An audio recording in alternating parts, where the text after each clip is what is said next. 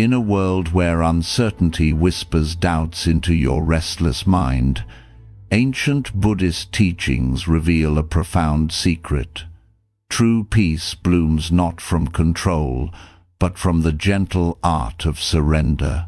Imagine losing everything in a single night, yet offering a thief the gift of moonlight. Such stories from Zen masters show how trusting the universe transforms loss into liberation. As your thoughts race like an untamed river, discover how embracing emptiness and karma's ripples can quiet the storm, guiding you home to the spacious awareness that's always been waiting.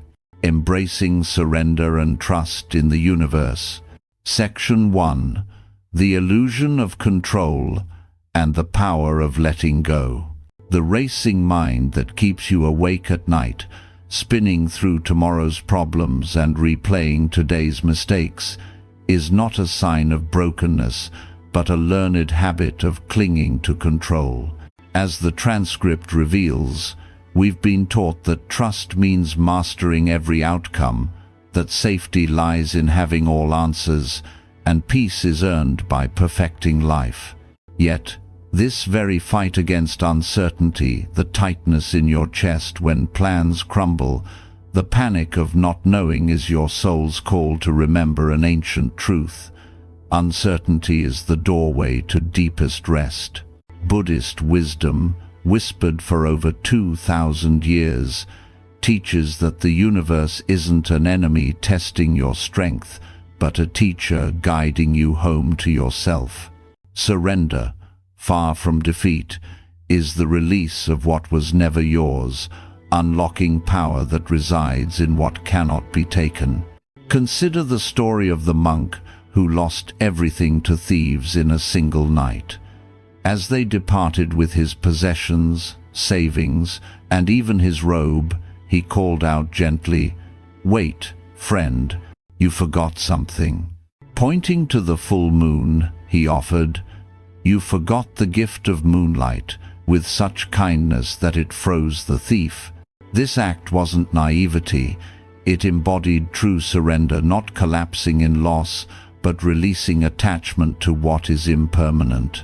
The monk had discovered that what can be stolen was never his real treasure. His inner peace, vast as the moonlight, remained untouchable. This tale illustrates how our exhaustion stems from pushing against reality, gripping outcomes so tightly we can't enjoy the present. The Buddha identified craving not mere desire, but desperate grasping as suffering's root. It's the "it must be this way, or I'll fall apart" energy that burns us out. In daily life, this grasping manifests as fighting to control relationships, jobs, or even your mind's worries. Notice the bodily tension, shoulders tight, chest constricted, breath shallow. Your body signals that effortful control amplifies what you flee. Surrender invites softening that grip, not abandoning desires, but releasing the white-knuckled hold on how they unfold. Thich Nhat Hanh's river metaphor aids here. Sit by the river, watching the current without stopping it or swimming upstream. Grounded on the shore, you let thoughts and feelings flow.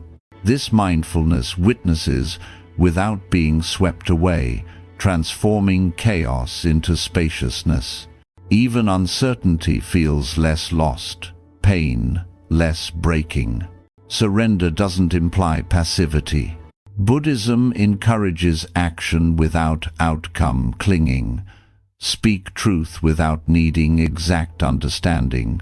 Love deeply without demanding specific returns. Pursue goals without ownership by success. Our culture equates control with safety, but it's fragile, cracking under pressure. True security embraces impermanence, meeting it with calm awareness. The Zen master's shattered teacup story reinforces this. Without distress, he continued, later explaining, "I loved that cup completely, but I loved it as something that was already broken." loving things as impermanent, allows fuller presence, free from loss fear. Surrender can be stopping to rest, standing ground without winning, or walking away not from lost hope, but unwilling to bargain peace. Practice begins small, in traffic. Surrender to waiting instead of raging. With unanswered texts, release response. Control. In worry spirals, return to now's power. Each choice rewires your system, teaching safety and letting go. You're not thoughts or emotions, but the awareness holding them like vast space, unaffected by clouds or storms. This peace surpasses understanding, independent of perfect circumstances. It's always underneath, noticed, when you stop forcing.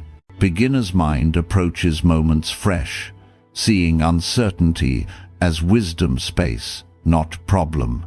As the transcript urges, surrender is giving into deeper wisdom, guiding you home. Tonight, soften around what you've controlled. The river flows, earth turns, heart rests when permitted. This isn't giving up but beginning real strength, gentle, unafraid. Trust life's intelligence, beating your heart without effort. Rest in this, letting night teach what day forgot. Peace is remembered, not achieved. Stories of true surrender from Buddhist monks. In the quiet halls of ancient Buddhist monasteries, stories have been passed down for centuries, not as mere tales but as living teachings that illuminate the path to inner freedom. These narratives, drawn from the lives of monks who embodied surrender, reveal how releasing attachment transforms loss into profound wisdom. Far from passive resignation, true surrender emerges as an active choice to align with life's impermanence, allowing peace to arise naturally amid chaos. As the transcript emphasizes, surrender isn't giving up. It's the beginning of real strength, where the mind grows spacious, breathing deepens through trust, and the soul remembers its inherent wholeness. Through these stories, we see how monks faced devastation yet responded with gentleness, demonstrating that what cannot be taken, inner equanimity, is the ultimate treasure. One of the most poignant stories is that of the monk who lost everything in a single night. As recounted in the transcript, thieves invaded his humble dwelling while he slept, stripping him of his few possessions, his small savings, and even the outer robe that shielded him from the cold mountain winds. In the face of such total loss, most would react with anger, despair, or pursuit of justice. Yet, this monk exemplified true surrender. As the thieves departed, he called out softly, "Wait, friend, you forgot something." The lead thief, puzzled and expecting news of hidden valuables, turned back. Instead, the monk gestured toward the full moon rising majestically over the mountains. "You forgot the gift of moonlight," he said with genuine kindness, his voice carrying no trace of bitterness. This act froze the thief in place, unable to comprehend how someone stripped bare could still offer a gift to his robber. The monk's response wasn't born of defeat but of deep realization. He had released what was never truly his to begin with. Buddhist teachings call this the strength of surrender, where impermanent objects, possessions, status, even security are let go, revealing the unchanging essence within. The moonlight, vast and untouchable, symbolized this inner light, illuminating how clinging creates suffering while release brings liberation.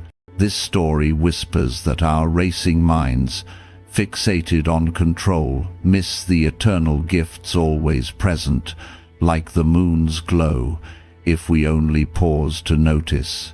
This monk's awakening ties directly to the Buddha's insight that craving is suffering's root, not simple wanting, but the mental tightness of grasping. In the transcript, it's clarified that surrender doesn't erase desires, but frees us from the desperate need for life to match our exact expectations. The monk didn't stop valuing warmth or security. He simply ceased fighting their absence, allowing space for what remained. Practically, this teaches us to apply surrender in modern life. When a job loss echoes the thief's raid, instead of panic, we can acknowledge the pain while pointing to untaken treasures, skills, relationships, or inner resilience. The transcript notes how this shift quiets the mind's noise, not emptying it but making it spacious, where breathing deepens naturally through trust. Another timeless story from Zen tradition further illustrates surrender's transformative power. The master whose prized teacup shattered during a ceremony. This cup, a family heirloom passed through generations, represented not just beauty but heritage and attachment. As it slipped from his hands and broke on the stone floor, the assembled students gasped, expecting grief or frustration. Yet, without hesitation or visible distress, the master continued serving tea as if nothing had occurred. Later, when a curious student inquired if he hadn't been attached to such a precious item, the master smiled and replied, "I loved that cup completely, but I loved it as something that was already broken." This profound statement captures the essence of surrender. Recognizing impermanence in all things allows fuller love without fear of loss. Everything is already broken, we just don't know when. By embracing this, the master avoided the suffering of clinging, turning potential devastation into seamless continuity. The transcript expands this to loving more skillfully, not less, caring without desperate attachment that turns affection into pain. In relationships, for instance, we often grip partners as if they were eternal, but viewing them as already broken subject to change fosters presence over possession. This story aligns with the teaching that surrender is alive and aware, fully present with pain, yet choosing release because it trusts deeper currents. Unlike resignation, which is hopeless and numb, surrender sees uncertainty clearly and flows with it. The master's calm wasn't indifference but wisdom. He acted without clinging to outcomes, giving his full heart while ready to let go. Applied daily, this means pursuing goals without being owned by achievement, working diligently, yet surrendering results. The transcript likens this to Thich Nhat Hanh's river. Observe without interference, staying grounded as life flows. The teacup's shatter reminds us that control is illusion. True safety accepts fragility, meeting it with equanimity. A third story, from a Himalayan monk, subtly weaves surrender into karma's fabric, though its core is release. While sweeping leaves, he noticed each broom stroke creating ripples. Some leaves scattered instantly, others drifted slowly, a few stayed still. This revealed karma not as a scoreboard, but a conversation where actions echo without rigid punishment. Surrender here means releasing the need to control these ripples, trusting their natural unfolding. The monk surrendered to the unpredictability, finding freedom in non-grasping. As the transcript explains, this prevents exhaustion from forcing outcomes, allowing responsiveness over reactivity. These monastic stories converge on a key insight. Surrender rewires the nervous system, teaching safety and release. The body learns it's okay without answers. the heart discovers trust beyond fears. Practically, start small. Surrender to a delayed plan by breathing into the moment, or release a worry by witnessing it, like a passing cloud. The transcript sky metaphor reinforces this. Awareness is vast space, unchanged by weather thoughts, emotions, losses. Storms rage, but the sky endures. In essence, these tales aren't distant lore but invitations to remember your soul's knowing. You are held by something more reliable than plans, more loving than fears. Surrender invites this holding, turning monastic wisdom into personal rest. As night falls, let these stories soften your grip. The universe's teacher awaits in the release, differentiating surrender from resignation. The word surrender often evokes a tightening inside, a resistance born from misunderstanding it as weakness or defeat. Yet, as the transcript carefully delineates, there's a revolutionary distinction in Buddhist wisdom between surrender and resignation. One liberates, the other imprisons. Surrender is alive, aware, and fully engaged, choosing to release control because it trusts a deeper intelligence in life's flow. Resignation, conversely, is heavy, hopeless, and disconnected, shrinking from life into numbness. This differentiation isn't abstract philosophy, but a practical key to transforming exhaustion into ease, allowing the mind's noise to become spacious and breathing to deepen naturally. By exploring this contrast through teachings, stories, and daily applications, we uncover how surrender invites true strength, while resignation perpetuates suffering. Understanding this shift empowers you to meet uncertainty not as failure, but as a doorway to rest, remembering that the universe holds you more reliably than any forced plan.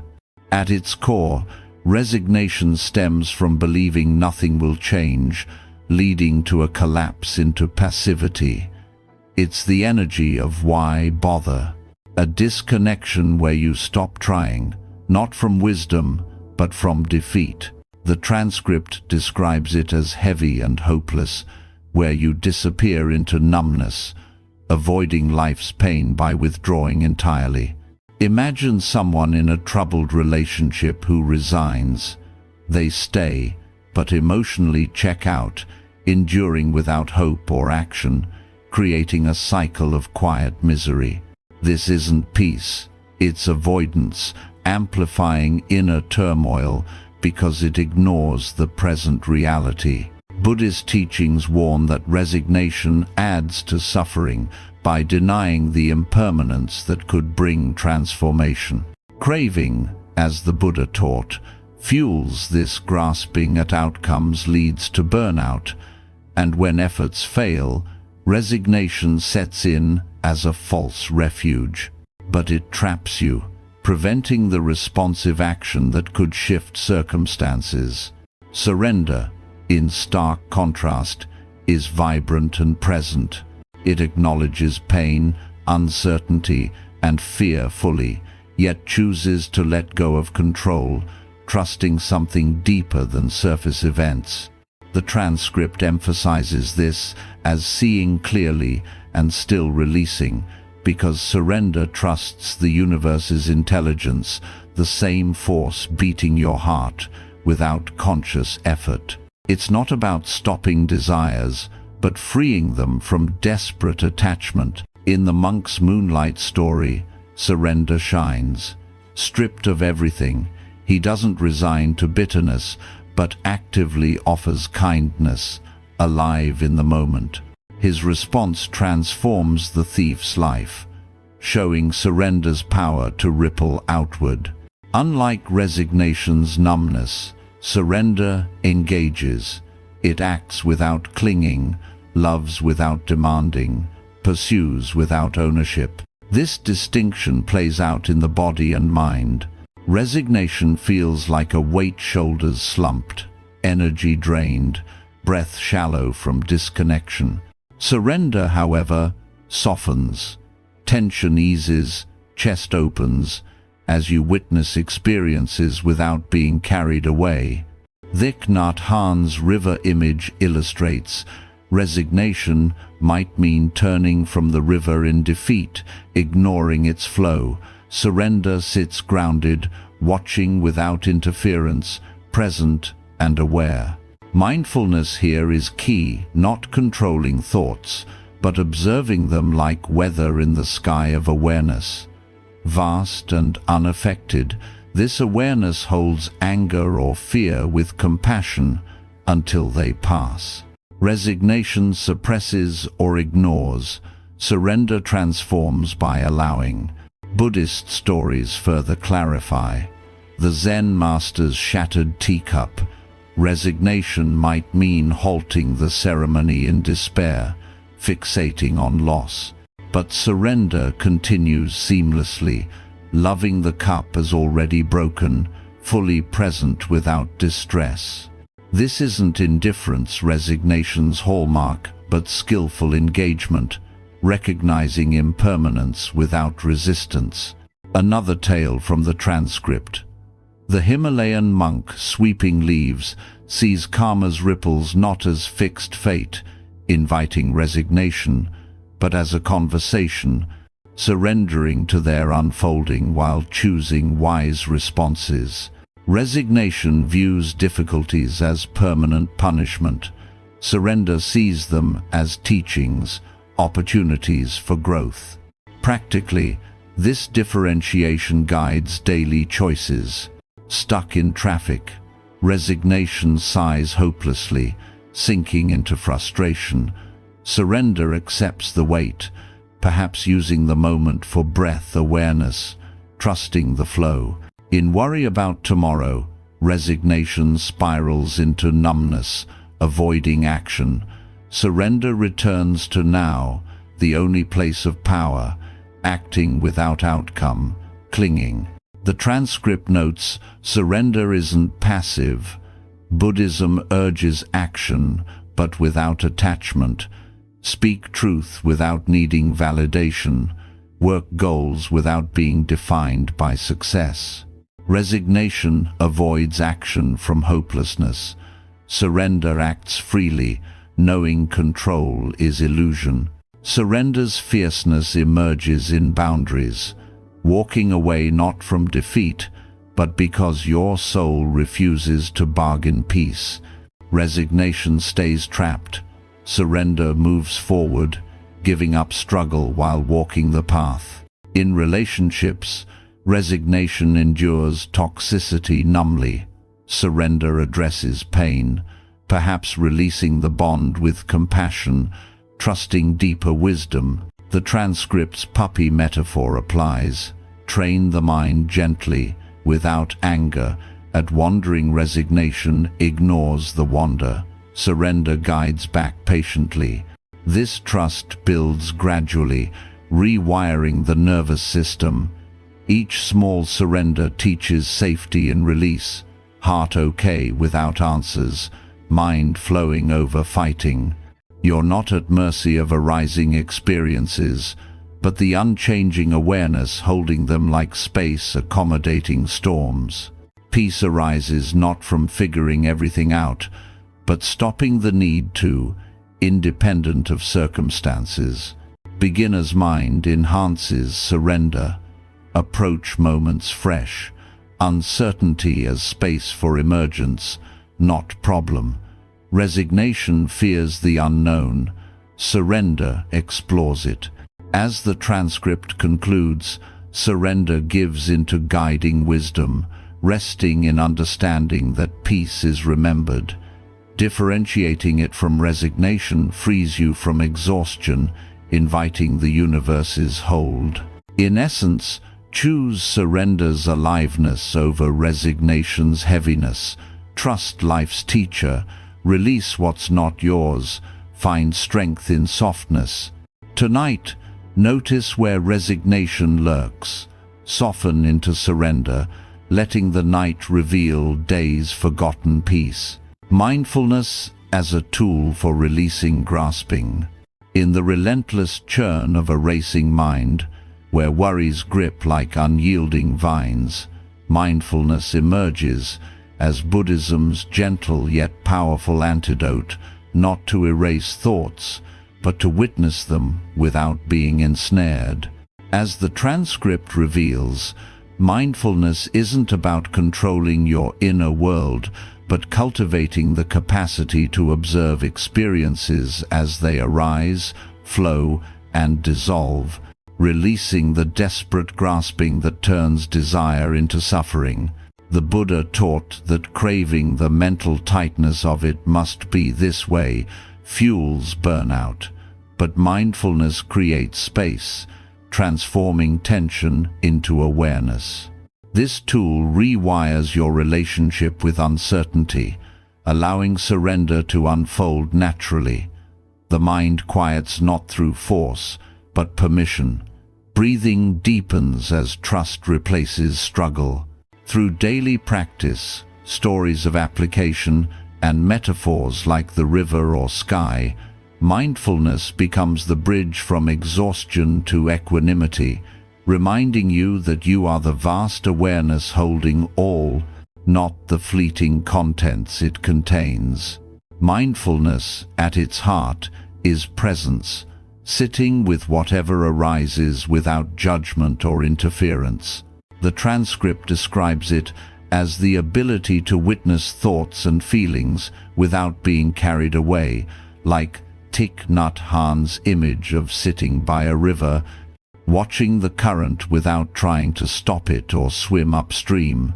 You remain grounded on the shore, letting the river be a river. Thoughts flow, emotions surge, but you observe without grasping. This releases the white-knuckled hold on outcomes, the root of grasping. Recall the last time you fought control, a relationship strain, job uncertainty, or worry spiral. The body signaled resistance, shoulders tense, chest tight, breath shallow. Mindfulness notices this without adding stories, softening the grip by simply acknowledging this is tension arising. Over time, this witnessing dissolves the illusion that control equals safety, revealing impermanence as freedom. Buddhist wisdom clarifies that grasping isn't mere wanting but desperate attachment to expectations. Surrender, then, means releasing this need, and mindfulness facilitates it by returning attention to the present, the only moment of power. In practice, it begins small, stuck in traffic. Instead of gripping frustration, mindfulness notes the rising irritation, breathes into it, and lets it pass like a cloud. The transcript emphasizes this isn't about emptying the mind, but making it spacious, not trying harder, but allowing. You're not your thoughts, you're the awareness observing them, vast as space, unaffected by weather patterns of emotion. Anger arises, but you are not anger. Fear comes, but you hold it with compassion until it transforms. This understanding makes release natural. Grasping loses power when seen clearly. A key story from the transcript illustrates mindfulness in action. The Zen master whose teacup shattered. Without mindfulness, one might grasp at loss, spiraling into regret. But his presence, continuing the ceremony undisturbed, showed release through awareness. He loved the cup as already broken, witnessing impermanence without attachment. Later, explaining to a student, he embodied mindfulness's fruit, loving skillfully, fully present, free from clinging suffering. Similarly, the monk offering moonlight to thieves practiced mindfulness amid robbery. Aware of loss yet unattached, he pointed to the untaken gift, releasing possessions while holding inner peace. These tales teach that mindfulness trains us to act without outcome clinging. giving full heart, yet letting go. Daily integration deepens this tool. The transcript suggests training like a puppy. When attention wanders into grasping worry, regret gently guide it back without anger. This is normal, not failure. Each return strengthens presence. In conversations, mindfulness releases grasping for approval. Listen without needing to respond perfectly, observing your urge to control. At work, when plans falter, witness panic without fueling it, returning to now's actionable step. Even in rest, mindfulness aids surrender.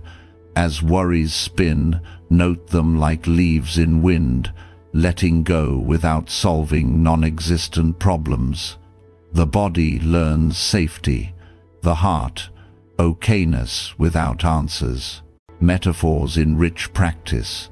The sky of awareness. Thoughts are clouds, temporary, ever-changing.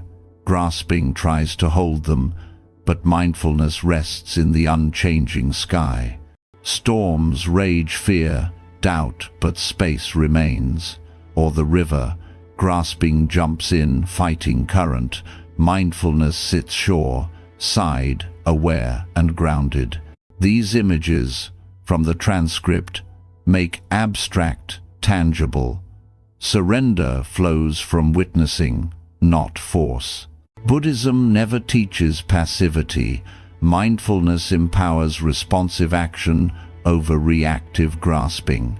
Speak truth without needing understanding. Love without specific returns. Pursue goals without ownership by failure. Mindfulness also addresses pain. It doesn't remove it but dissolves added suffering from resistance. The transcript notes, original pain persists.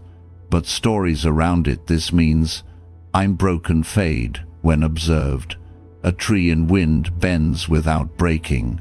Flexibility is strength. Mindfulness cultivates this inner suppleness, weathering storms with stability. In uncertainty, it shifts from problem-solving to space for wisdom's emergence. Beginner's mind approaches fresh, not knowing as potential, not threat. Advanced practice. The three jewels as refuge: Buddha, nature within; Dharma, teachings; Sangha, community, untouchable by circumstance. Mindfulness accesses these, aware of inner essence, guided by wisdom, connected to all on the path. The transcript urges softening around control. River knows to flow, earth to turn, heart to rest when permitted. Surrender isn't giving up but into deeper wisdom. Ultimately, mindfulness releases grasping by revealing you're held by life's intelligence. Trust emerges, not in perfect outcomes, but in meeting what arises with presence. This is real strength, gentle, unafraid. As night deepens, practice. Witness breath, release day's grip. Rest in awareness, holding all. Building trust through impermanence awareness. The recognition of impermanence, everything arising, changing, and passing away, lies at the heart of Buddhist wisdom, not as a cause for despair, but as the foundation for profound trust in life's unfolding. As the transcript gently teaches, impermanence isn't a flaw in existence, but the creative principle enabling growth, healing, and transformation. Without it, you'd remain trapped in every painful phase, unable to evolve. Building trust through this awareness shifts your relationship with uncertainty. Change becomes a teacher rather than tormentor, allowing surrender to deepen into reliance on the universe's intelligence, the same force that renews seasons and restores your body in sleep. This isn't blind faith, but a cultivated understanding. By witnessing impermanence in thoughts, emotions, relationships, and circumstances, you release grasping, finding security not in fragile control, but in adaptability. Stories like the farmer's equanimity and the shattered teacup illustrate how embracing change frees energy for presence, turning anxiety into appreciation. Through mindfulness practices and daily reflections, impermanence awareness builds trust, reminding you that you're not a solid entity battling flux, but part of the dance itself, held by rhythms beyond your plans. Impermanence permeates every aspect of experience. As the Buddha observed, all conditioned things are transient, subject to arising and ceasing. The transcript emphasizes this as freedom's basis. The same force that eventually takes what you love is what brought it initially. Pain ends, confusion clears, fear releases. Without change, stagnation reigns. Yet, modern minds resist, viewing impermanence as loss, fueling anxiety over unpredictable futures. Trust emerges when you reframe. Many life changes, unexpected opportunities, chance encounters, sudden insights arise from directions unplanned. The woman who conceived after surrendering fertility efforts exemplifies this. Exhausted from control, a spontaneous vacation allowed natural unfolding. Grasping blocked the flow, release invited it. Impermanence awareness teaches that effort against life's rhythm often hinders what forcing seeks. Stories from the transcript vividly build this trust. The farmer, unfazed by drought, abundant rain, his son's broken leg, or war's draft exemptions, responded to each with, "We'll see." Neighbors marveled at his wisdom. Every situation held seeds of its opposite. Nothing lasted. Drought seemed devastating, but rain saved crops. Injury appeared tragic, but spared his son from battle. This equanimity stemmed from impermanence awareness. No good or bad, eternal priorities clarify. Enjoy pleasure without clinging. Endure pain without believing it permanent. Both are temporary visitors in awareness, like weather through sky. Trust here isn't in outcomes but process. Life's intelligence operates through unpredictability, weaving events into growth. Similarly, the Zen master's teacup, loving it as already broken, allowed full appreciation without loss, fear. Impermanence awareness transformed attachment into skillful care, present with fragility, not resisting it.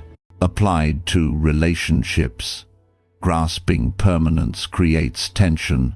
Accepting change fosters intimacy, allowing evolution without threat. The transcript notes paradox. Accepting endings often sustains bonds, less pressure yields more freedom. In grief, impermanence teaches. Loss intensifies love's value, connection transcending form. A hospice nurse observed, "Those embracing mystery, deep peacefully, curious, over demanding guarantees." Seasons model this. Trees release leaves without resistance, conserving for renewal. Animals adapt rhythms, song, complaint. Humans exhaust fighting cycles. Honoring impermanence aligns with natural flow. Expansion seasons, rest periods, gathering and release. Mindfulness cultivates this awareness. In meditation, observe thoughts arise and pass like clouds, nothing static. Emotions peak and fade, sensations shift. Awareness remains stable, witnessing without disturbance. The transcript likens this to swimming, not stopping waves, but finding buoyancy within. Trust builds. Essential nature withstands storms. Practice extends daily notice, mood fluctuations. morning optimism to afternoon frustration, dependent on conditions like sleep or interactions. None defines you. Identity fluid, not trapped by past selves. Embarrassing mistakes, failures, hurts these versions dissolve. Each moment offers fresh response. Children's beginner's mind embodies this, approaching novelty with wonder, unburdened by certainty. Buddhism restores this uncertainty as adventure, space for surprise. Anxiety often gaps present and projections. Impermanence awareness returns to now, manageable over imagined horrors. Goals and achievements. Success, temporary. Failure, not final. Both empty of permanence, freeing full engagement without outcome, crush. The 5 remembrances deepen trust. Aging, illness, death, separation, actions, consequences. Acknowledging these prioritizes time finite, love urgent, character enduring. Mortality contemplation vivifies life, gratitude for simple joys, motivation for authentic expression. Regrets diminish, presence increases. As the transcript notes, those contemplating die with dignity, focusing on letting go over denial. Building trust practically. Morning query. If last day, how spend? Guides, kindness, presence. In transitions, ask, what teaches? Resist, release. Impermanence creates space for new. Financial, career security. External fragile. True wealth adaptability, imperishable. Sleep practices impermanence. Release day, trust unknown dreams. Restore without management. Same intelligence guides life's transitions. Your change, expressing humanly, dancing, arising, passing rhythm. Awareness builds trust, not in plans, but meeting arises wisely. Rest tonight, release holdings, let impermanence teach belonging to flow. Understanding karma as life's interconnected dialogue. Karma beyond punishment, ripples and intentions. In the depths of Himalayan monasteries, a monk sweeping a courtyard one morning uncovered a profound shift in understanding karma, not as a cosmic scoreboard tallying good and bad deeds for rewards or punishments, but as an ongoing conversation between actions and the fabric of existence. As the transcript reveals, each broom stroke created ripples among fallen leaves. Some scattered instantly, others drifted slowly. A few remained unmoved. This simple observation dismantled the common misconception of karma as divine retribution, replacing it with a dynamic interplay where every thought, word, and action sends echoes into reality, shaping future conditions without a judgmental accountant overseeing a tally. Karma flows naturally from how consciousness interacts with the world, emphasizing intention over mere performance. This view liberates, offering humility from recognizing current circumstances, connect to forgotten past choices, and hope through the power of present intentions to plant new seeds. Beyond punishment, karma becomes a practical tool for transformation, where ripples of kindness shine immediately, changing you and the world around you, even if results unfold in unexpected timing. Traditional views often distort karma into simplistic ideas. He treated me badly, so karma will get him back, or good things happen to good people. While containing kernels of truth, these miss karma's subtlety, as the transcript explains. No external force maintains a divine ledger. Instead, Karma arises intrinsically from causes and conditions, like dropping a stone into a still pond and watching circles expand, touching everything. The ripples don't vanish but echo, creating tomorrow's landscape next week or years later. This isn't fatalistic, it's empowering, as every moment offers fresh opportunities to respond wisely rather than reactively. The monk's realization transformed his life. Sweeping wasn't mundane but a dialogue, where intention behind the action determined the ripple's quality. Harsh sweeping might tense his body and mind, fostering irritation. Gentle sweeping cultivated patience, immediately spacious. Central to this is volition, the intention motivating actions. Buddhist wisdom highlights that identical external deeds yield different karmic imprints based on inner quality. The transcript's example: 2 people donate to the homeless. One acts from genuine compassion, seeking to alleviate suffering, the other from guilt or to appear virtuous. Outwardly the same, internally divergent. Compassion strengthens connection and warmth. Guilt reinforces separation and unease. Karma responds to authenticity, not performance. This shifts focus from what you do to the mind state behind it: patience or irritation in speaking, curiosity or judgment in listening, love or obligation in helping. The universe mirrors this inner quality, not through magic, but natural resonance.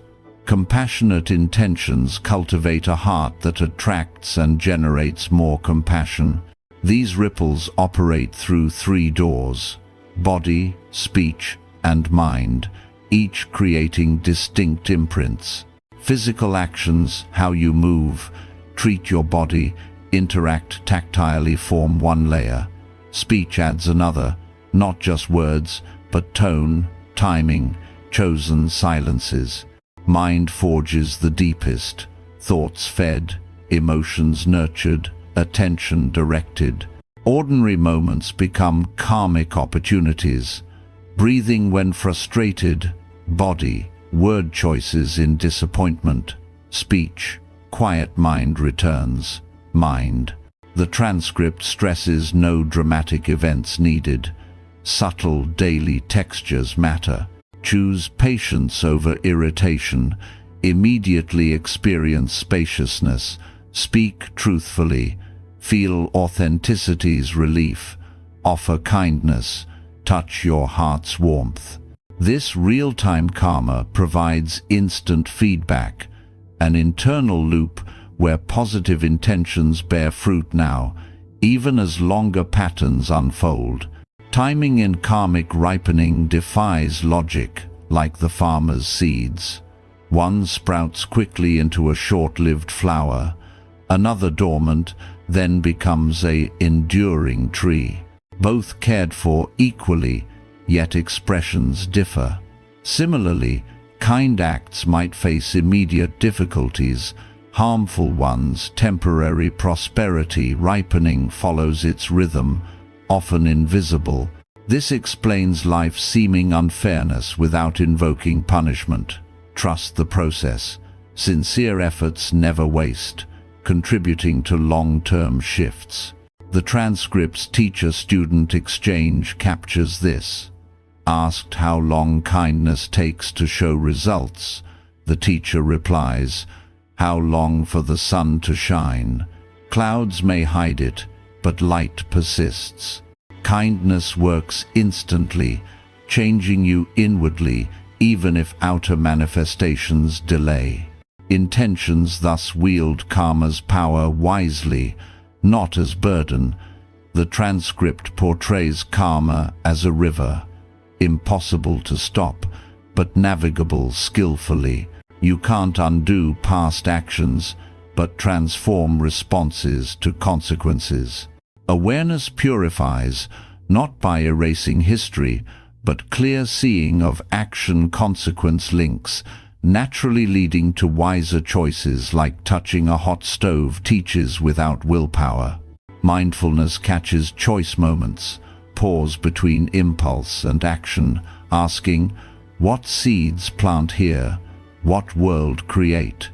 This interrupts reactivity, planting wisdom over habitual patterns. Interconnectedness amplifies. Personal choices ripple collectively. Healing anger into understanding adds to human consciousness's pool, easing others' access. Peace over reactivity contributes to shared calm. Spiritual practice isn't solitary, but a gift to the whole, as the transcript notes. Your presence, aligned with compassion, becomes positive force. Intentions held, peace cultivated, love embodied, create reality's fabric anew. Building this view dissolves fatalism. Past doesn't trap, but empowers future shaping. Even difficulties teach, inviting wisdom, patience, compassion. Engage from understanding, not victimization. Reflect. Well-being depends on countless beings, farmers, builders, ancestors preserving wisdom. This gratitude inspires positive contributions, continuing the conversation. As sleep nears, consider tonight's intentions. What ripples send into dreams? Trust the dialogue continues, supporting awakening. Karma, beyond punishment, is power wielded through mindful intentions, guiding home to trust. The three doors of karma: body, speech, and mind. Karma, as an interconnected dialogue rather than a punitive system, flows through three primary doors: body, speech, and mind, each channeling intentions into ripples that shape personal and collective reality. As the transcript elucidates, these doors represent the avenues where actions, words, and thoughts create imprints, not as isolated events, but as ongoing contributions to existence's fabric. Physical actions through the body form one layer: how you navigate the world, care for your form, or engage tactilely with others. Speech adds nuance. Beyond mere words, it encompasses tone, timing, and chosen silences. Mind, the deepest door, forges lasting impressions via cultivated thoughts, emotions, and attentional focus. Understanding these doors transforms ordinary life into mindful practice, where each moment plants seeds of wisdom or reactivity. No grand gestures required. Subtle textures of daily existence, breathing patterns in frustration, body, word choices in disappointment, speech, recurring quiet thoughts, mind, become karmic opportunities.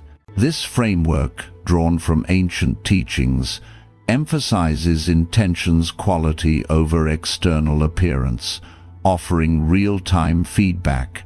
Skillful choices through any door immediately yield inner spaciousness, while unskillful ones tighten experience. By attending to these doors, karma shifts from burden to empowering navigation, fostering humility, hope, and interconnected healing.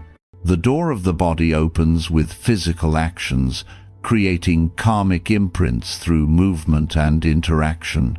How you carry yourself, treat your physical form, or touch the world around you sends ripples that echo inwardly and outwardly. The transcript highlights this as one kind of imprint. Consider speaking harshly while speech is involved. The body's tension in that moment, clenched fists, rigid posture, amplifies the internal shift, closing the heart and making reactivity more familiar. Connection feels distant, not from the words alone, but the embodied state they evoke. Positive body karma arises similarly.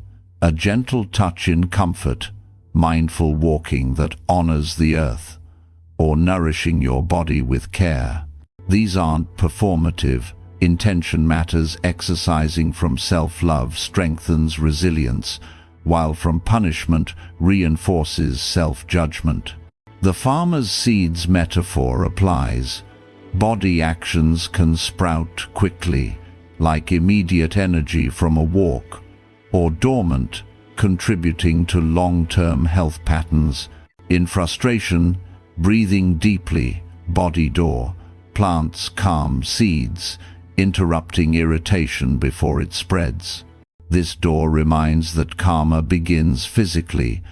Your presence in space affects the collective web.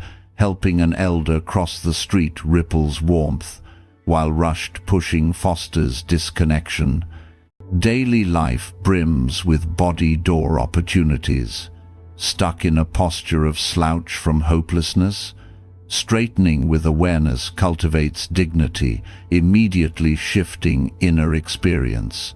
Interacting physically, hugging with genuine warmth versus obligatory pat imprints differently.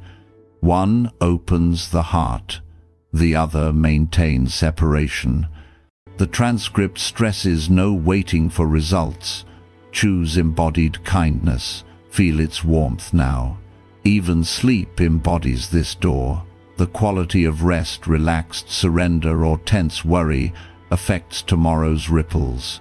Body karma interconnects.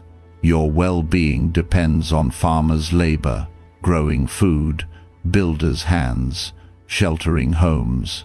Recognizing this inspires reciprocal care, treating your body as part of the larger mandala.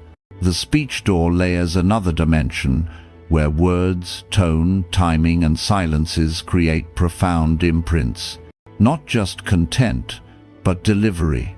A truthful word spoken harshly plants defensiveness, while gently fosters understanding. The transcript notes speech's power.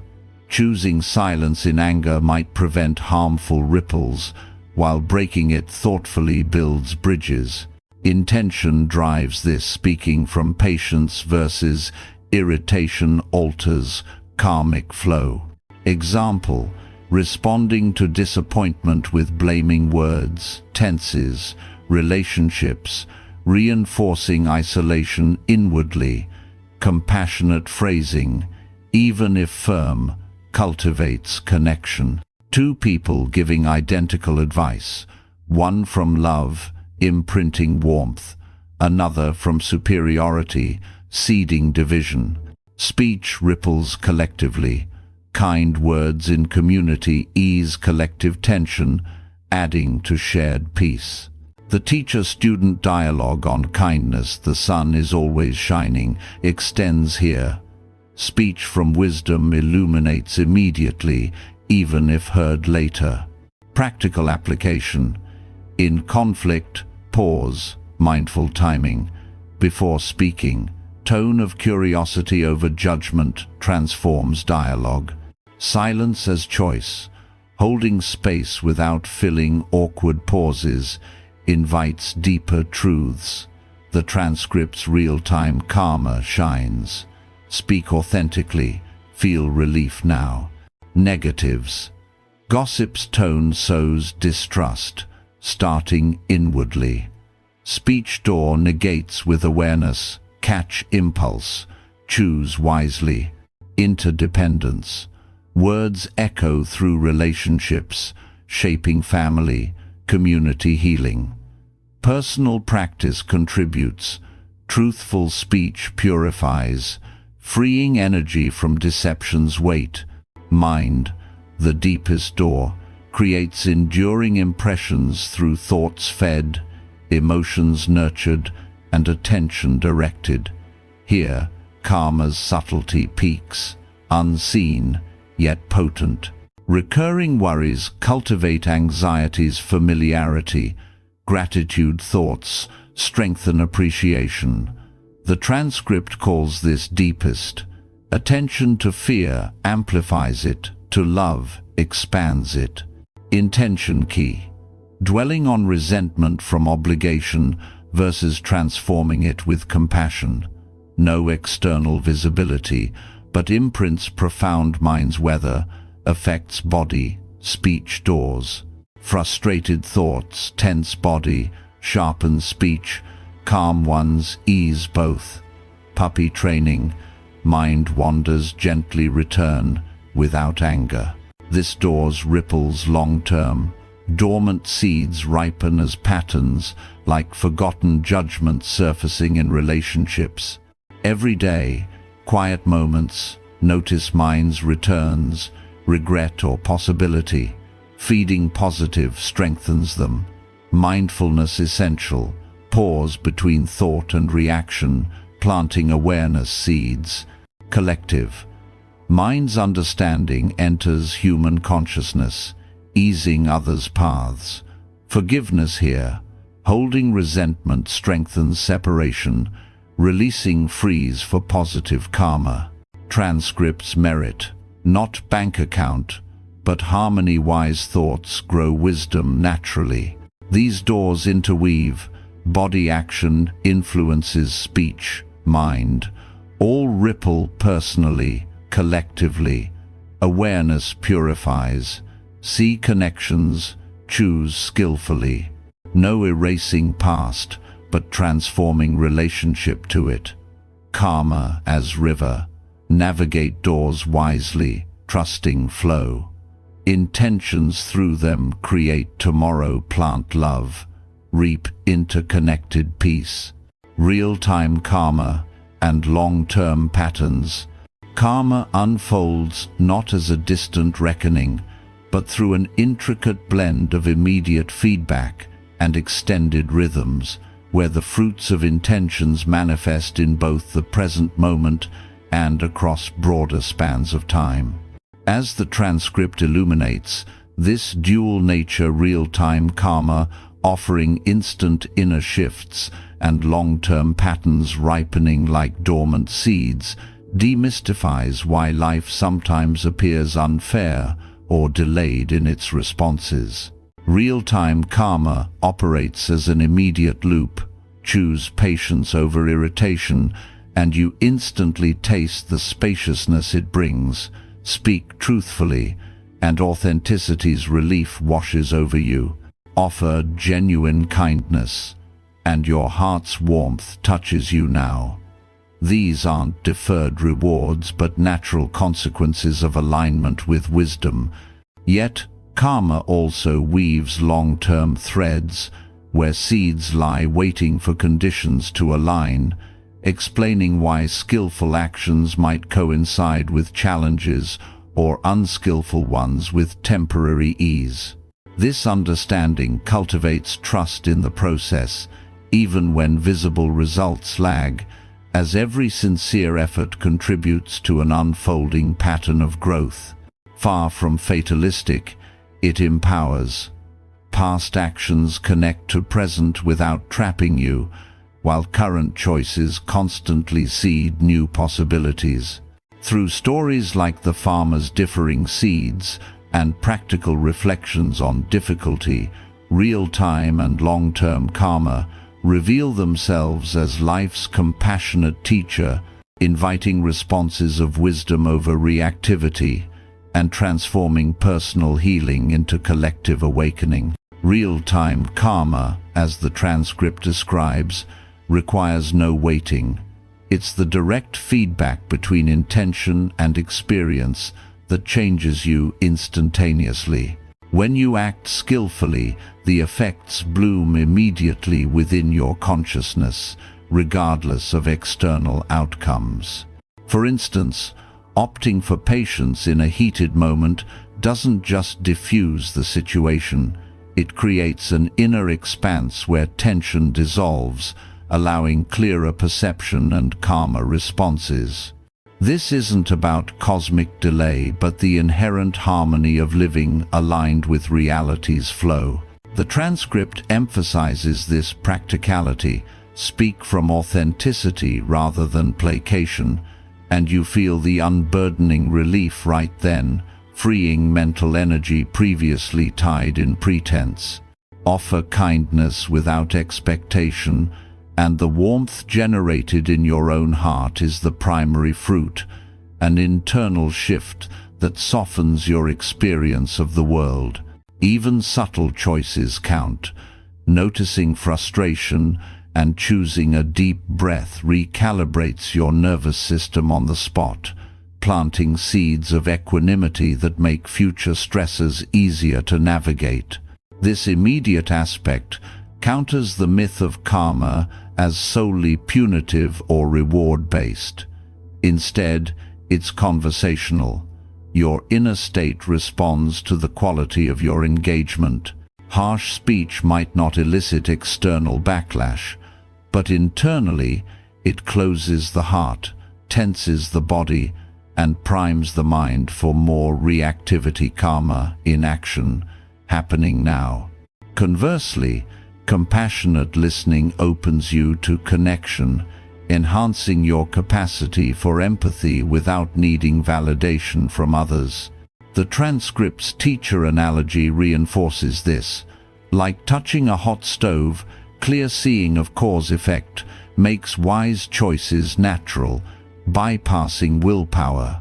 No external judge. The universe mirrors your intentions through felt experience. This real-time loop builds momentum. Repeated skillful acts strengthen positive patterns, making them default. Patience becomes familiar, kindness habitual. Yet, karma's tapestry includes long-term patterns, where imprints unfold across time, often invisibly until conditions ripen. The transcript's farmer story beautifully illustrates. Two seeds planted with equal care, one sprouts swiftly into a fleeting flower, the other remains dormant before growing into a decades-spanning tree. Both valid, yet timings differ. Similarly, kind intentions might face immediate hardships, while harmful ones seem to prosper temporarily. Karmic ripening follows its own cadence, defying surface logic. This explains life's paradoxes. A compassionate person encounters trials, not as punishment, but as dormant seeds from past intentions surfacing for resolution. Someone acting selfishly thrives briefly, but underlying patterns eventually emerge.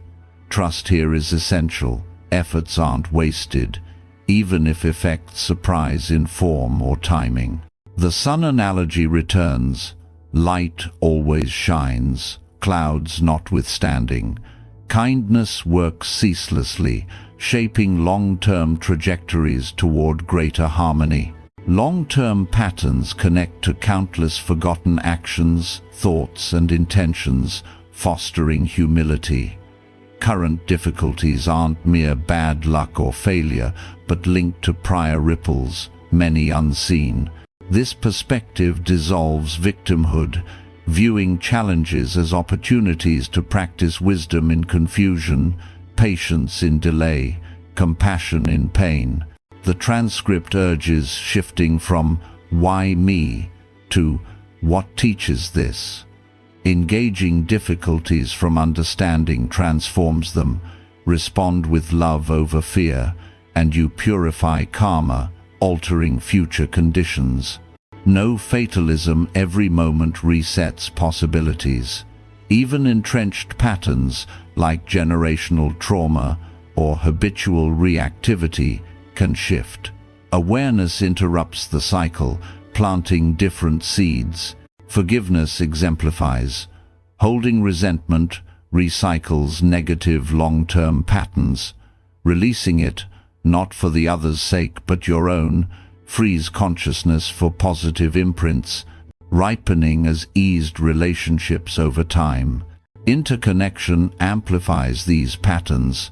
Personal karma ripples into collective, transform anger into understanding, and more understanding enters shared consciousness, benefiting others. Choose peace, and it becomes accessible communally. The transcript portrays this as a web. Your actions affect the whole. Patience with one ripples to all encounters. Gratitude in one situation enhances overall appreciation. Wisdom from one challenge equips future ones. Reflect. Your well-being stems from innumerable beings, farmers, ancestors, workers. This recognition births contribution. Plant supportive seeds. As you've been supported, life becomes sacred conversation. Every moment to speak kindly, listen wisely, respond lovingly. The universe replies with blessings or challenges, always for awakening. In difficulty, long-term patterns reframe suffering, not random, but growth invitations. Short-term pains might resolve quickly, like the flowers bloom. Others build enduring strength, like the tree's shade.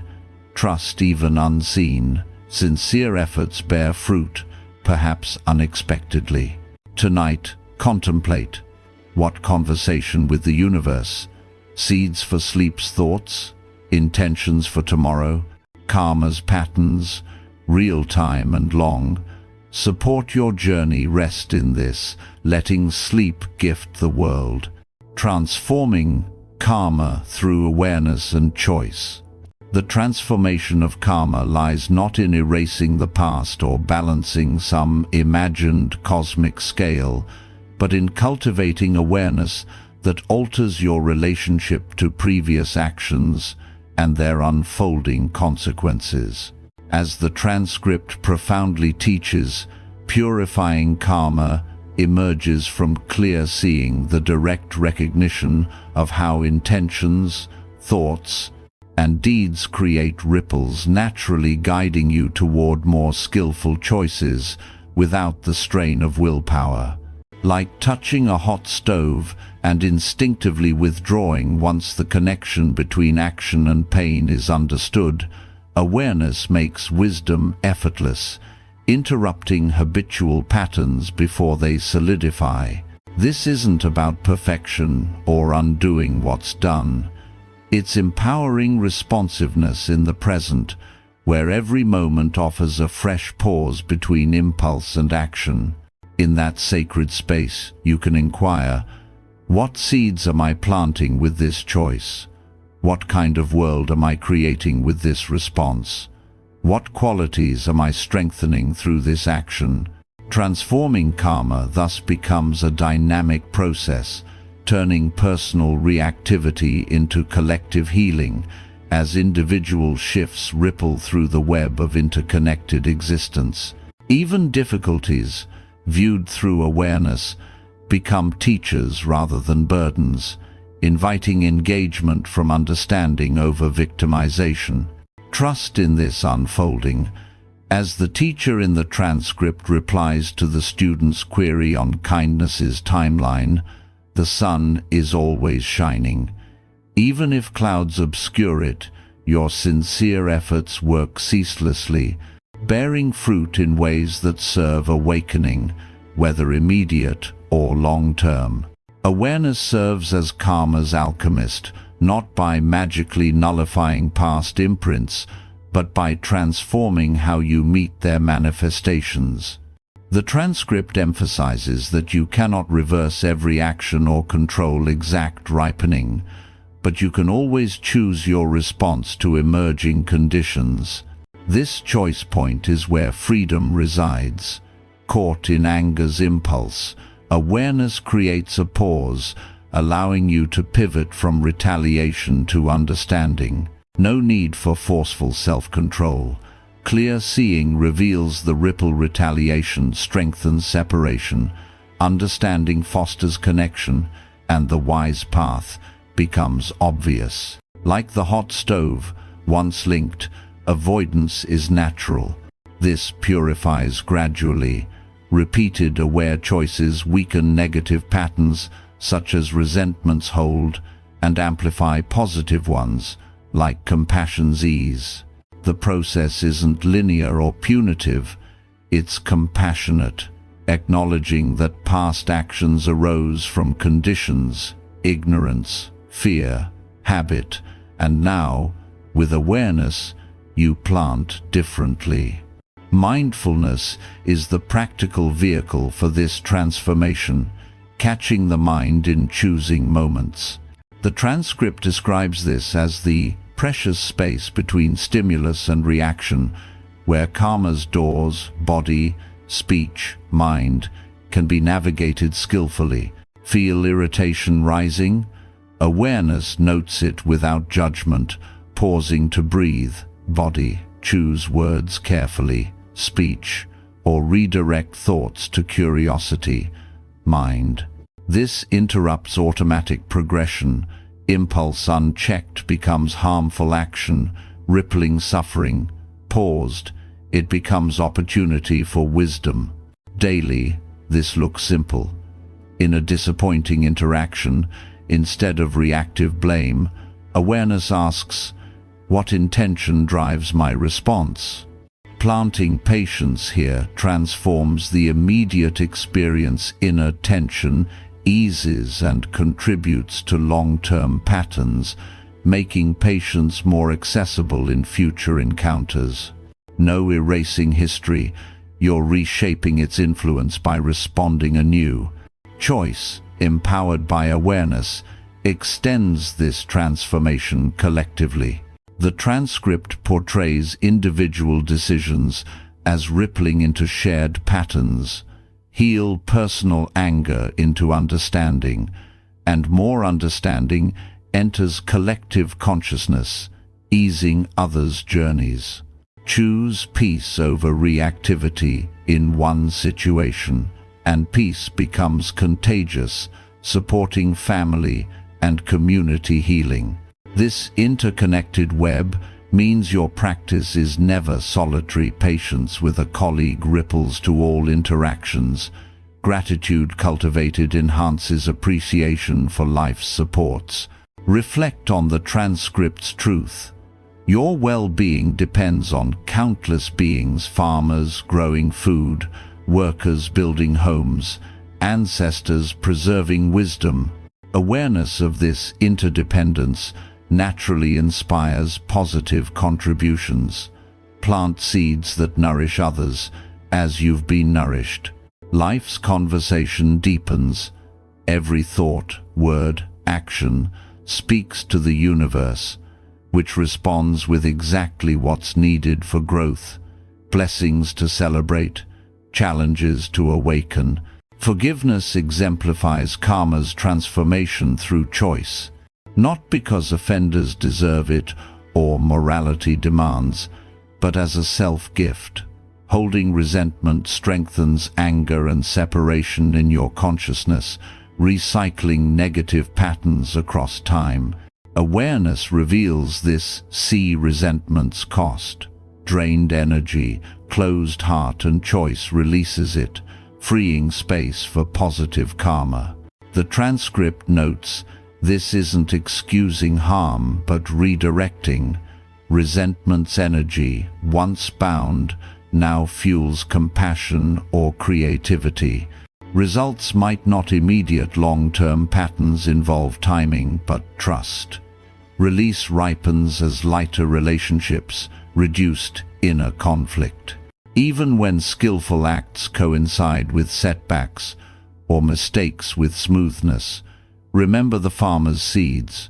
Ripening defies logic, but process persists.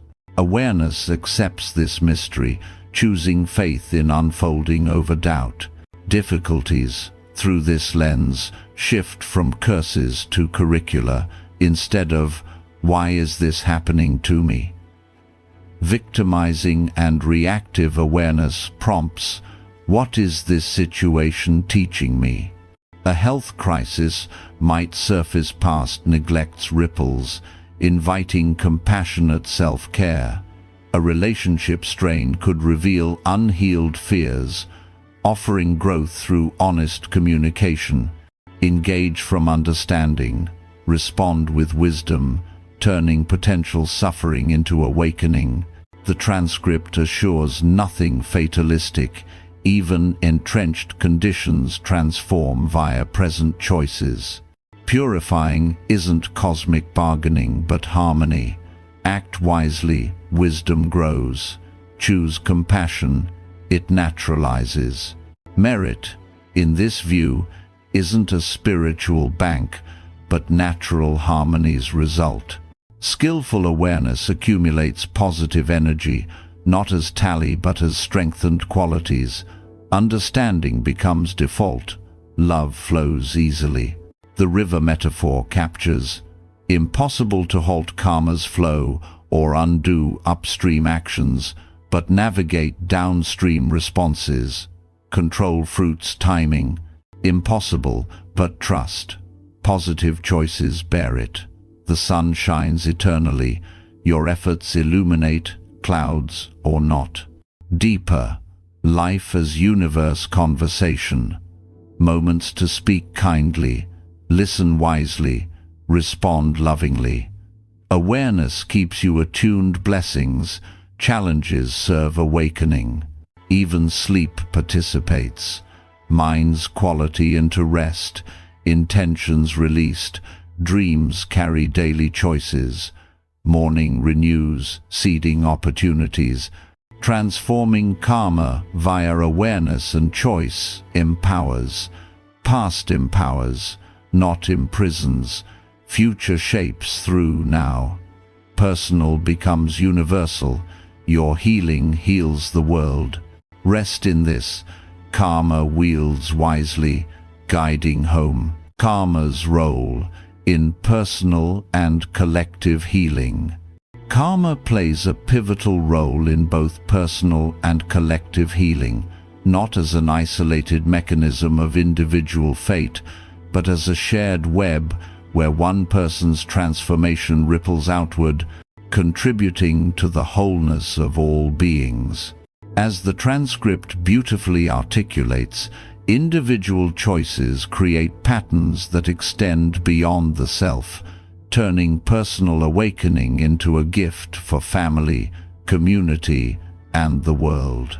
When you heal anger into understanding, you're not merely altering your own experience, you're infusing more understanding into the collective human consciousness, making it easier for others to access that quality. Similarly, choosing peace over reactivity in a single moment adds to the shared reservoir of calm, supporting others in finding their own equilibrium. This interconnected healing stems from karma's essence as a conversation. Every intention, thought, and action dialogues with the universe, which responds in service of growth. Healing isn't about solitary perfection, but recognizing that your practice is always a contribution to the whole. Personal spiritual work becomes universal, as the transcript notes, fostering humility from seeing circumstances as linked to countless past ripples, and hope from knowing present choices reshape futures. Even difficulties serve this healing. Reframed as teachings, they invite wisdom, patience, or compassion, transforming suffering into awakening for self and others. Personal healing begins with awareness of karma's ripples within your own life, where intentions create immediate and long-term shifts. The transcript stresses that purifying karma means changing your relationship to past actions and their consequences, not erasing them. For instance, a harsh word spoken in irritation doesn't just affect the recipient, it tenses your body, closes your heart, and makes impatience more familiar. Internal karma unfolding now. But awareness interrupts. Notice the tightness, pause, and choose differently next time, planting seeds of patience that yield inner spaciousness. This isn't willpower but clear seeing. Like the hot stove, understanding cause-effect leads to natural adjustment. Over time, repeated choices rewire patterns, reactivity weakens, wisdom strengthens. The transcript's merit concept applies here, not a spiritual bank account, but harmony's natural result. Act with compassion, and it becomes default. Respond with understanding over judgment, and it flows effortlessly. Personal healing thus accumulates as strengthened qualities. Forgiveness, for example, isn't obligatory but liberating. Holding resentment recycles anger's patterns, draining energy. Releasing it as a self-gift frees consciousness for positive karma, ripening as lighter burdens and warmer connections. This inner work extends to emotional and psychological realms, where karma reveals unhealed wounds as opportunities. Consider recurring anxiety. Awareness traces it to past intentions, perhaps forgotten fears or habitual worry, manifesting as current tension. Instead of fighting, choose to meet it with compassion, transforming the pattern. The transcript urges shifting from "why me" to "what teaches this?" A health challenge might stem from neglected self-care's ripples, inviting nourishing choices that heal body and mind. Relationships mirror this. Conflict arises from accumulated intentions, unspoken needs, past hurts, but aware response. Like listening from curiosity, plants understanding seeds, easing future interactions. Even sleep participates. The mind's quality into rest, peaceful or agitated, carries daily karma, influencing dreams and morning renewal. Personal healing, then, is ongoing dialogue. Intentions held nightly ripple into tomorrow's clarity. Yet, karma's true depth shines in its collective dimension, where personal shifts contribute to shared healing. The transcript portrays this as a web of relationships. Your actions don't just affect you, but echo through all beings. Practice patience with one person, and you're more patient with everyone. Cultivate gratitude in one situation, and your capacity appreciates all life. This interconnectedness means healing one aspect, transforming fear into trust, infuses that trust into the collective, making it more available for others facing similar fears. Communities heal similarly. A family's unresolved anger might stem from generational karma, but one member's aware choice to respond with love breaks the cycle, rippling peace to siblings, children, and beyond. The transcript notes how world healing follows.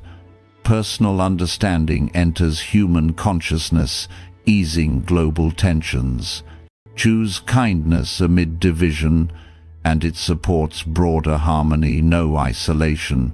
Your awakening aids all. Difficulty takes new meaning in this healing framework.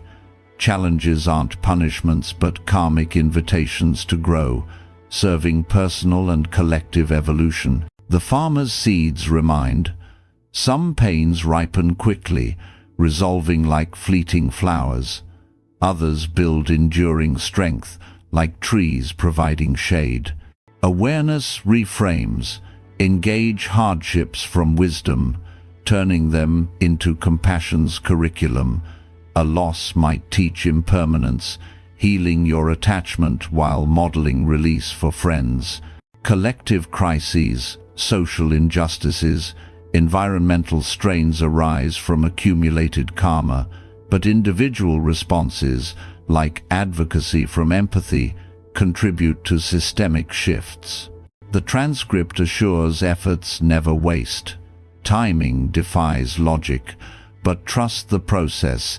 Sincere actions bear fruit, perhaps in unexpected communal ways. Forgiveness amplifies collective healing, not for deserving others, but to cease recycling negative patterns. Resentment strengthens separation globally. Releasing it frees energy for love, rippling as mended bonds and reduced conflict. The transcript's river, image. Impossible to stop collective flow, but choose navigation, respond to harm with understanding, healing the web. Even merit positive energy from skillful acts serves all. Living in harmony strengthens shared wisdom. Life's conversation with the universe underscores this. Moments offer kindness, wisdom, love. Responses provide growth tools. Blessings celebrate. Challenges awaken. Personal, collective blur. Your peace eases others. Sleep embodies. Rest's quality gifts the world. Continuing dialogue in dreams. Karma heals by revealing interdependence. You're supported by countless, so contribute positively. Awareness and choice transform. Past empowers, future invites. Rest in this. Healing one heals all, guiding to greater love. Exploring emptiness and dependent origination. Emptiness as interdependent freedom. At the core of Buddhist teachings lies a liberating truth that challenges our perceptions of solidity and separation, emptiness or shunyata, which reveals the interdependent, open nature of all existence, granting freedom from the illusions of fixed, independent entities. As the transcript eloquently explains, emptiness doesn't signify nothingness, absence, or a void that erases meaning. Instead, it points to something beautiful and freeing, the spacious, interconnected essence where nothing arises alone, everything depends on conditions, and all forms are temporary expressions of a vast whole. Picture a wave on the ocean. It appears distinct with its own shape and movement, yet where does the wave end and the ocean begin? The wave is merely the ocean manifesting as waveness, never separate from its source. Similarly, your thoughts, emotions, relationships, and even sense of self emerge from an infinite web of causes, take form briefly, then dissolve back into the flow. This interdependent freedom transforms suffering. Anxiety, seen as a fixed trait, becomes a changeable pattern. Problems, viewed as solid burdens, reveal themselves as stories open to revision. Emptiness empowers because it shows everything is workable, nothing frozen, all amenable to wise engagement. Through metaphors like the rainbow or dyed water, and stories such as the master's flower or the red-dyed glass, emptiness invites trust in life's creative intelligence, where awareness remains the unchanging space, holding all temporary phenomena. Emptiness as interdependent freedom begins with understanding dependent origination. Nothing exists independently.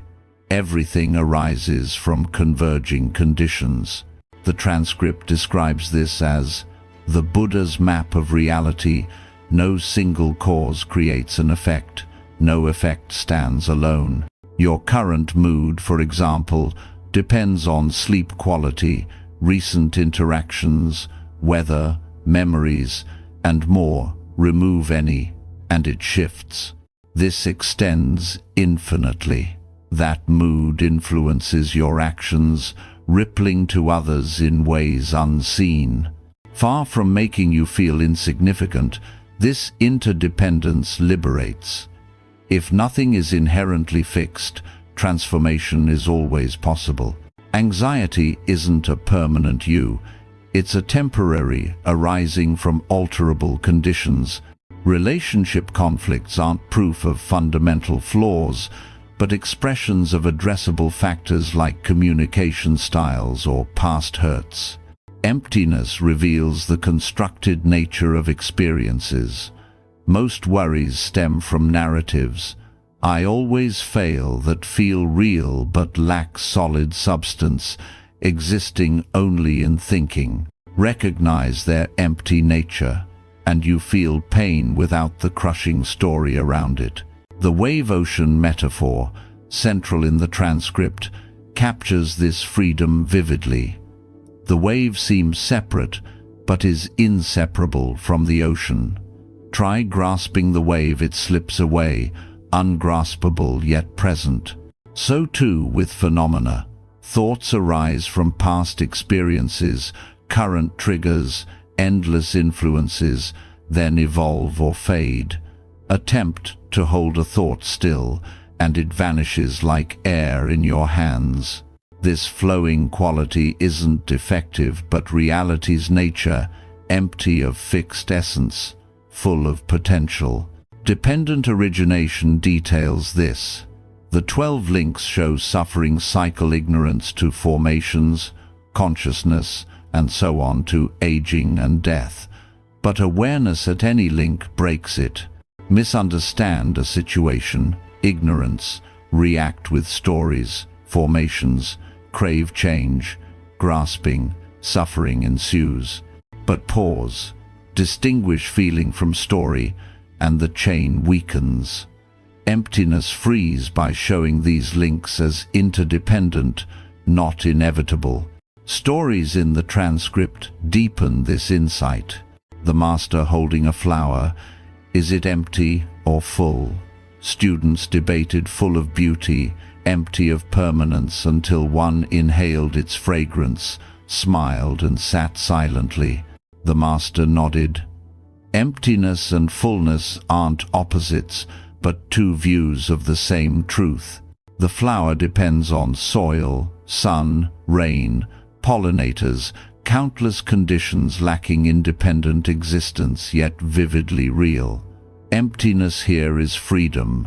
No fixed essence means no unchangeable flaws. Another tale. A student lamented unbreakable anger. The teacher diluted red, dyed water with clear streams until purity returned. Awareness is the clear water. Anger, colors, experience temporarily, but never becomes the essence. Pour in presence, and clarity restores. These illustrate interdependent freedom. Emotions arise from conditions, pass when met without grasping. Applying emptiness daily unlocks this freedom. Examine a troubling thought. Where from? Conditions like yesterday's talk or lingering memory. It didn't self-create, interdependent. Watch it shift, empty of permanence. Grasping it causes suffering, witnessing releases. Identity too. Who are you? Job, relationships, beliefs all changed over time. Yet awareness, witnessing, remains empty of characteristics. Like space, no color, shape, yet accommodates everything without definition. Joy arises in it, sorrow passes through, but awareness stays open, alert. Zen pointers highlight. Show me your mind, I can't find it. Then I've rested it. Mind isn't an object but sky-like presence, always here, never graspable. Relationships transform through emptiness. Love someone deeply. What do you love? Their changing body, evolving personality. No fixed essence, yet love deepens in this spacious, allowing mutual becoming without rigid expectations. Conflicts lessen, not defending fixed selves, but dancing in open space. Goals and achievements, success, failure empty of permanence. Promotion fades, failure leads elsewhere. Engage fully, without outcome crush. Efforts meaningful in process. Emptiness extends to burdens. The monk carrying a woman across a river, setting her down. The other still carried her mentally hours later. Most loads are mental constructions, empty of substance, suffering from thoughts about reality, not reality. Recognize this. Freedom arises. Traffic not personal affront but temporary condition. Criticism someone's story, not your truth. Interdependent freedom fosters trust. Not in plans, but life's intelligence. Caterpillars to butterflies, seasons cycling, difficulties as unfolding opportunities, workable due to empty nature. Awareness the refuge, unborn, undying, holding all with compassion, emptiness, pregnant with possibility from which all arises. Rest in this. Thoughts empty, emotions weather, life unfolding creatively. Your empty space where things arise, pass already free, as the transcript reminds. What you've always known but forgot. Dependent origination in emotions and relationships. The intricate web of dependent origination reveals that no emotion or relationship exists in isolation. Each arises from a convergence of countless conditions, transforming how we approach inner turmoil and interpersonal dynamics with wisdom rather than resistance. As the transcript elucidates, dependent origination, the Buddha's teaching that everything emerges interdependently means emotions like anxiety or joy don't just happen, but depend on factors such as sleep, memories, interactions, and even the weather, none alone causative, but all contributing to the momentary experience. This understanding revolutionizes emotional healing. Depression isn't a permanent self-feature, but a temporary pattern shiftable by addressing conditions. Anger, often feeling solid, dissolves when its origins are seen clearly, reducing shame and opening practical pathways. In relationships, arguments stem not from singular faults but accumulated streams, stress, unspoken needs, past traumas, allowing blame to yield to collaborative untangling. By recognizing this interdependence, pain becomes workable, fostering compassion. Your mood affects others, their responses loop back, creating a shared field where healing one strand benefits the whole. Stories like the tangled yarn or rippling pond illustrate this, showing how awareness of conditions empowers change without force, turning emotional and relational challenges into opportunities for deeper connection and presence. Dependent origination in emotions dismantles the illusion of isolated feelings, portraying them as ripples in a pond where every wave influences and is influenced by others. The transcript's monastery pond example captures this. A teacher tosses pebbles, creating overlapping circles, no ripple independent, each shaped by the rest.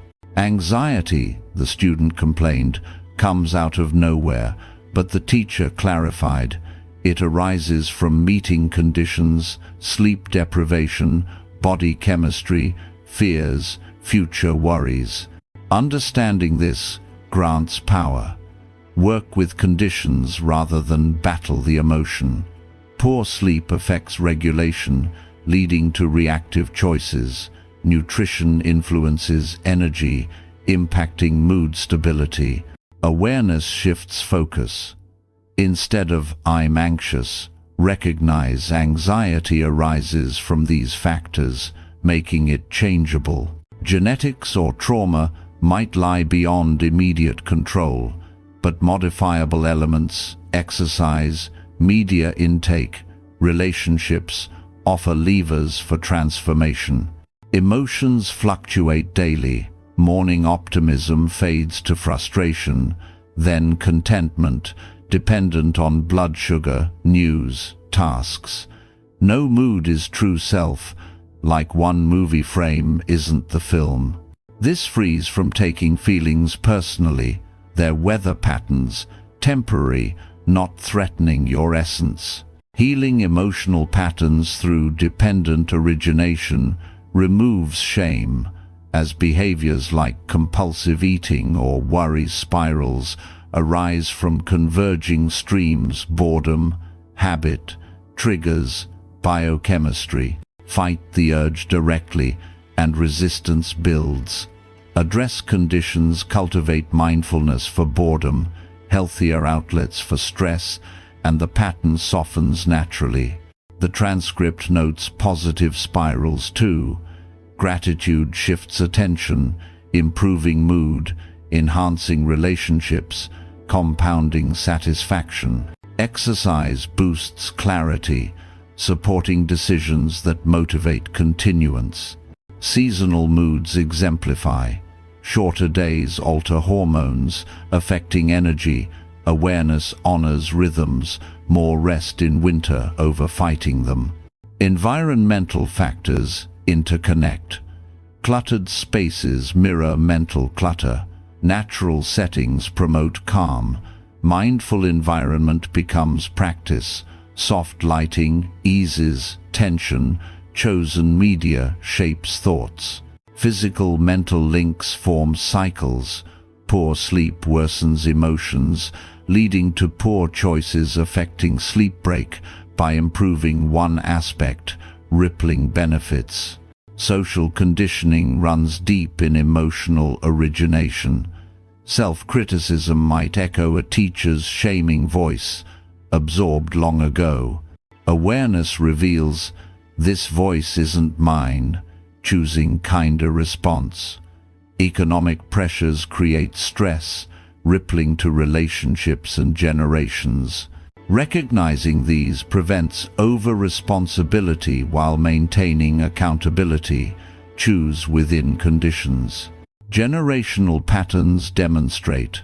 Trauma passes subtly, reactions mirroring or rebelling against family, but conscious choice breaks repetition. Technology adds modern layers. Notifications trigger distraction, affecting concentration and self-worth. Awareness empowers conscious use, curbing comparison cycles. In relationships, dependent origination clarifies conflicts as multifaceted, not blameworthy singularities. An argument doesn't stem from one comment, but accumulated conditions: stress, communication styles, fatigue, hunger. The transcript's tangled yarn story illustrates. A couple blamed each other.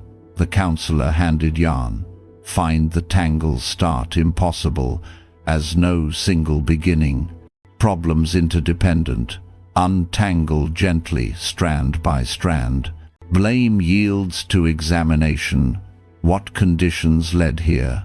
Work together, better sleep for patients. Open talks for needs, creating supportive dynamics. No one fully responsible, yet both accountable for responses. Relationships as interdependent foster compassion. Your actions ripple to partners, their moods loop back. Criticism might trigger from your insecurity, provoking defense. Awareness pauses, choosing curiosity over reaction. Healing emerges. Safety, time, practices, guidance converge for transformation. No single fix, but alignment of conditions. The transcript notes upward spirals. Empathy in one exchange builds trust, easing future communications. Even breakups, pain from lost expectations, but seeing interdependence evolve needs, changing circumstances, allows graceful release, space for growth. Creative expression originates dependently. A poem from experiences, influences, emotions, health, supports mysterious spark, uniting them. Awareness brings humility to blocks, compassion to struggles, healing too, recovery from multiple supports, treatment, rest, hope emerging gradually, global interconnection. Your coffee links to distant farmers, trade, weather, breath shared across history. This cultivates interdependence awareness, well-being tied to all, so helping others is self-help. Environmental care from seeing self as nature's part. Compassion from no independent problems. Emotions and relationships as dependently originated mean peace contributes collectively. Your relaxation eases others, trust strengthens the web, rest in belonging, not isolated struggler but life's intimate part, supported by reality's fabric. Stories illustrating the wave and ocean metaphor. The wave and ocean metaphor stands as one of Buddhism's most evocative illustrations of emptiness and interdependence, revealing how all phenomena appear separate, yet remain inseparable from the vast, underlying whole. As the transcript poetically describes, a wave on the ocean seems distinct, complete with its own form, movement, and trajectory, yet attempting to delineate where the wave ends and the ocean begins proves impossible. The wave is simply the ocean, expressing itself momentarily as waveness, arising from conditions like wind and currents, cresting briefly, then merging back, without ever having been truly apart. This metaphor dismantles the illusion of independent existence, showing that thoughts, emotions, relationships, and even the self are like waves, temporary manifestations dependent on infinite factors, empty of fixed essence, but full of dynamic potential. Stories from the teachings bring this to life, transforming abstract philosophy into lived wisdom tales of masters and students who, through direct realization, experienced the freedom of recognizing their waveness as oceanic vastness. These narratives, woven throughout the transcript, invite you to see your own experiences as interdependent expressions, workable and impermanent, fostering trust in the creative intelligence that orchestrates the rise and fall. By exploring these stories, the metaphor shifts from concept to insight. You're not an isolated droplet struggling against tides, but the ocean itself, holding all waves with equanimous awareness. One foundational story illustrating the wave-ocean metaphor comes from the ancient texts, where a master holds up a flower and asks his students, "Is this flower empty or full?" The debate ensues. Some argue it's full of color, fragrance, life force, beauty, while others insist it's empty, destined to wither, lacking permanent essence, constantly changing under conditions like soil nutrients, sunlight, pollinators, and seasonal shifts. Finally, a student approaches, breathes deeply of its scent, smiles, and returns to his seat in silence. The master nods approvingly, recognizing the student's direct experience. Emptiness and fullness are not opposites but complementary views of the same interdependent truth. Here, the flower embodies the wave. It arises from the ocean of conditions, earth, water, air, time expressing vibrantly yet without independent self. Try to isolate the flower's flowerness, it's impossible, as it's utterly reliant on the whole ecosystem. This story mirrors human emotions. Anger seems solid and self-contained, like a distinct wave crashing, but trace its origins, perhaps a sleepless night, a triggering memory, hormonal fluctuations, external stress, and it reveals interdependence. The student's silent appreciation teaches engagement without grasping. Inhale the fragrance, fullness, while knowing it fades, emptiness. freeing from attachment suffering. In relationships, this applies. A partner's qualities appear inherent, but they're waves arising from shared conditions, your interactions, past experiences, current moods. Recognizing this empties conflicts of blame. No fixed bad traits, just changeable patterns open to compassionate adjustment. Another tale from Zen tradition deepens the metaphor. A master asks his student, "Show me your mind." The student searches frantically. "I can't find it anywhere." The master smiles. "Then I have put your mind at rest." The student had hunted for mind as a graspable object, like trying to capture a wave in a bottle, but mind is oceanic, vast, formless presence, where thoughts, waves, arise and subside. This story highlights interdependent freedom. Mind depends on conditions, sensory inputs, memories, intentions, yet its essence is empty space, accommodating everything without being defined. Emotions illustrate. Sadness feels all, encompassing, a massive wave overwhelming, but seek its boundaries. Where does it start? Conditions like loss, fatigue, narratives converge to form it, then shift as they change. The student's realization frees. No need to fix the mind. Rest in its oceanic nature, witnessing waves without identification. In daily worries, this empties fear. A anxious thought, wave crests from work stress or uncertainty, but awareness sees its dependence, allowing it to pass without drowning you. Relationships benefit. Conflicts as clashing waves, but recognize the shared ocean. Mutual interdependence and harmony emerges, waves synchronizing rather than colliding. The transcript's red-dyed water story vividly extends the metaphor for emotional transformation. A student complains of unbreakable anger, feeling it defines her like a permanent stain. The teacher hands her dyed water. "Drink this." She refuses its unappetizing hue. He pours clear water in, diluting until purity returns. "Your awareness is like this clear water," he explains. "Anger is the dye colors temporarily, but never becomes the water. Pour presence, clarity restores."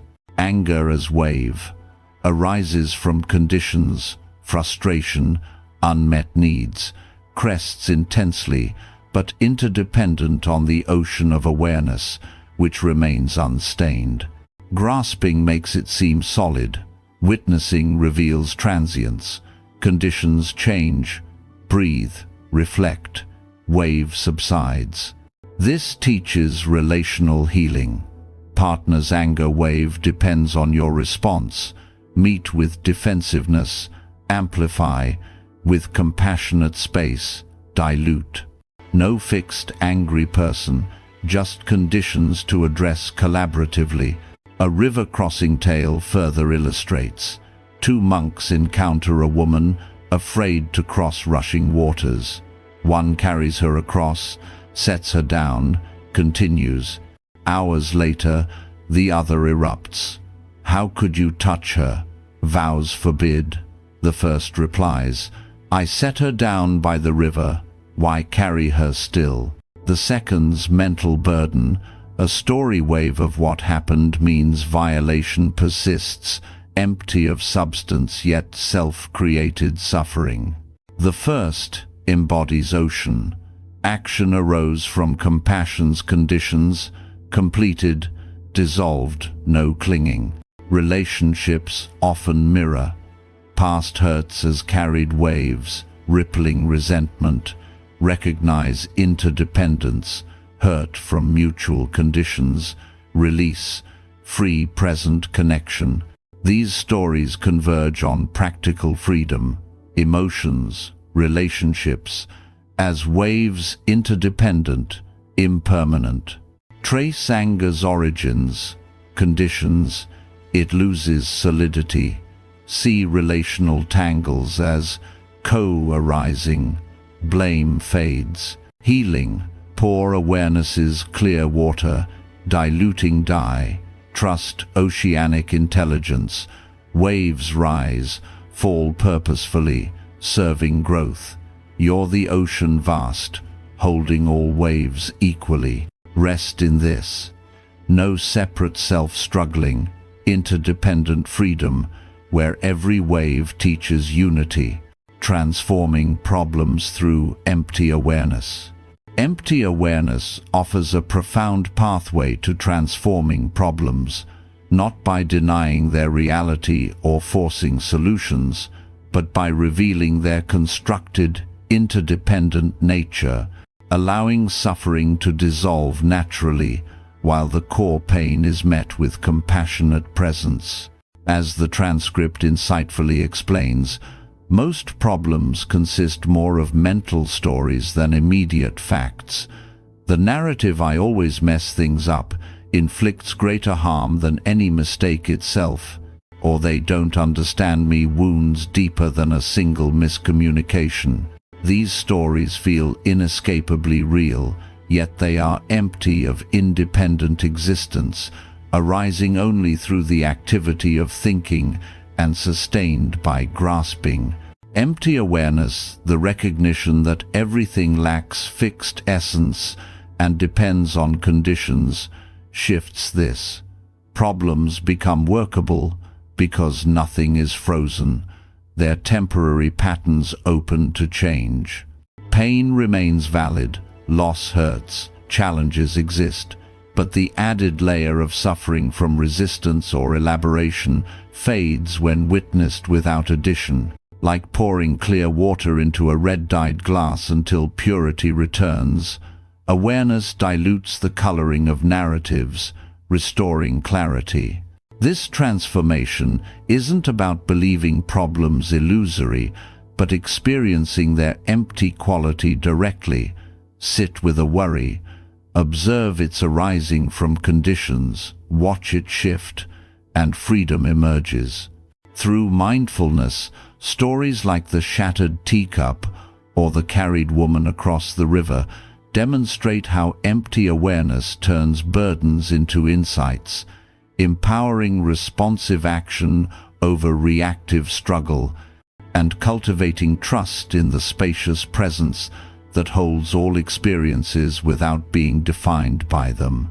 The process begins with understanding that problems are constructed.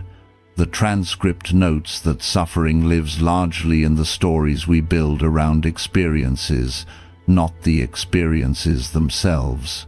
A setback at work feels devastating because of the narrative this proves: I'm inadequate, my future is ruined, dependent on past failures, cultural pressures, self-doubt. But trace the story. It arises from conditions like fatigue, comparison to others, fear of judgment. Empty awareness sees this interdependence, no inherent problemness, and the grip loosens. Pain of the setback persists, but without the story's weight, it's bearable, even instructive. What conditions contributed? Adjust sleep, seek feedback, and the pattern shifts. This doesn't invalidate feelings. It removes extra suffering from believing the story absolute. The red-dyed water metaphor exemplifies: anger or worry colors awareness temporarily, but pour in presence mindful observation, and the hue fades. Awareness is the clear water, unchanging. Problems the dye, never becoming the essence. In practice, sit with a problem. Note sensations, tight chest, thoughts, spiraling what-ifs, without fighting or believing. Like clouds in sky, they form, linger, disperse. Awareness remains vast, unaffected. Mindfulness practice directly facilitates this transformation. As the transcript describes, sit quietly, Notice thoughts arising from nowhere, existing briefly, dissolving back. Gaps between reveal alert presence, not blankness, but the empty awareness holding all. This space isn't void but full of potential, the unchanging witness to changing phenomena. Problems lose power here. A financial worry arises as thought wave, dependent on bills, economy, past habits. Observe without adding, "I'm doomed," and it passes. Energy freed for action, like budgeting. The sky metaphor reinforces thoughts, emotions, as weather temporary, not threatening the sky's spaciousness. Grasping storms creates suffering. Empty awareness lets them move. Daily, apply to criticism. It stings as attack on me, but see its emptiness, someone's story from their conditions, not your fixed worth. Respond from presence, perhaps learn, perhaps boundary, set without reactive defense. Stories in the transcript vividly illustrate. The Zen master's teacup shatters, problem arises, loss of heirloom, but empty awareness transforms no distress, continues serving. He loved it as already broken, seeing impermanence empty of surprise. Clinging would amplify suffering, witnessing empties it, problem becomes moments flow. Applied to relational problems, betrayal feels world-ending. Story of trust broken forever from past hurts, expectations. Empty awareness traces, dependent on communication lapses. Vulnerabilities workable, not fatal. Forgive not by excusing, but seeing story's emptiness, freeing for healing or release. Another tale, monks crossing river. One carries woman, sets down. Other carries mentally, suffering from empty construct. Vow, violation story. Problem self-made. Empty awareness drops it, like setting down unnecessary load. Modern equivalents. Traffic ruins day, as personal affront story dependent on haste. Expectations witness emptiness, its mere condition, energy conserved. Emotional problems transform similarly. Depression as heavy wave, but empty awareness reveals conditions, isolation, rumination, biochemistry. Not broken me, but pattern addressable. Add social connection, mindfulness walks, therapy. Transcripts 12 links show cycle. Ignorance, misseeing reality, to craving, grasping change, to suffering, but interrupt with awareness, chain breaks. Pain to feeling without story. Positive, joy arises dependently. Gratitude practice, nature cultivate conditions, it sustains. Relational dynamics, incompatibility as solid problem, but empty dependent on styles, timings, growth phases. Tangled yarn story, no single start to conflict. Untangle collaboratively, addressing conditions like stress or habits. Awareness empties blame, invites mutual care. Even praise, grasp as permanent worth, suffer when fades. See empty, enjoy without attachment. Empty awareness extends to goals. Failure, not endpoint, but condition. Dependent learn, adapt. Traffic, criticism, burdens, all workable when seen empty. Tibetan rainbow metaphor, vivid yet insubstantial. Light water interplay under conditions problems like this.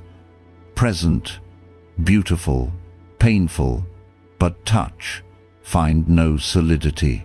Trust deepens, life's intelligence orchestrates seasons transition, Children grow problems as growth opportunities, workable via emptiness.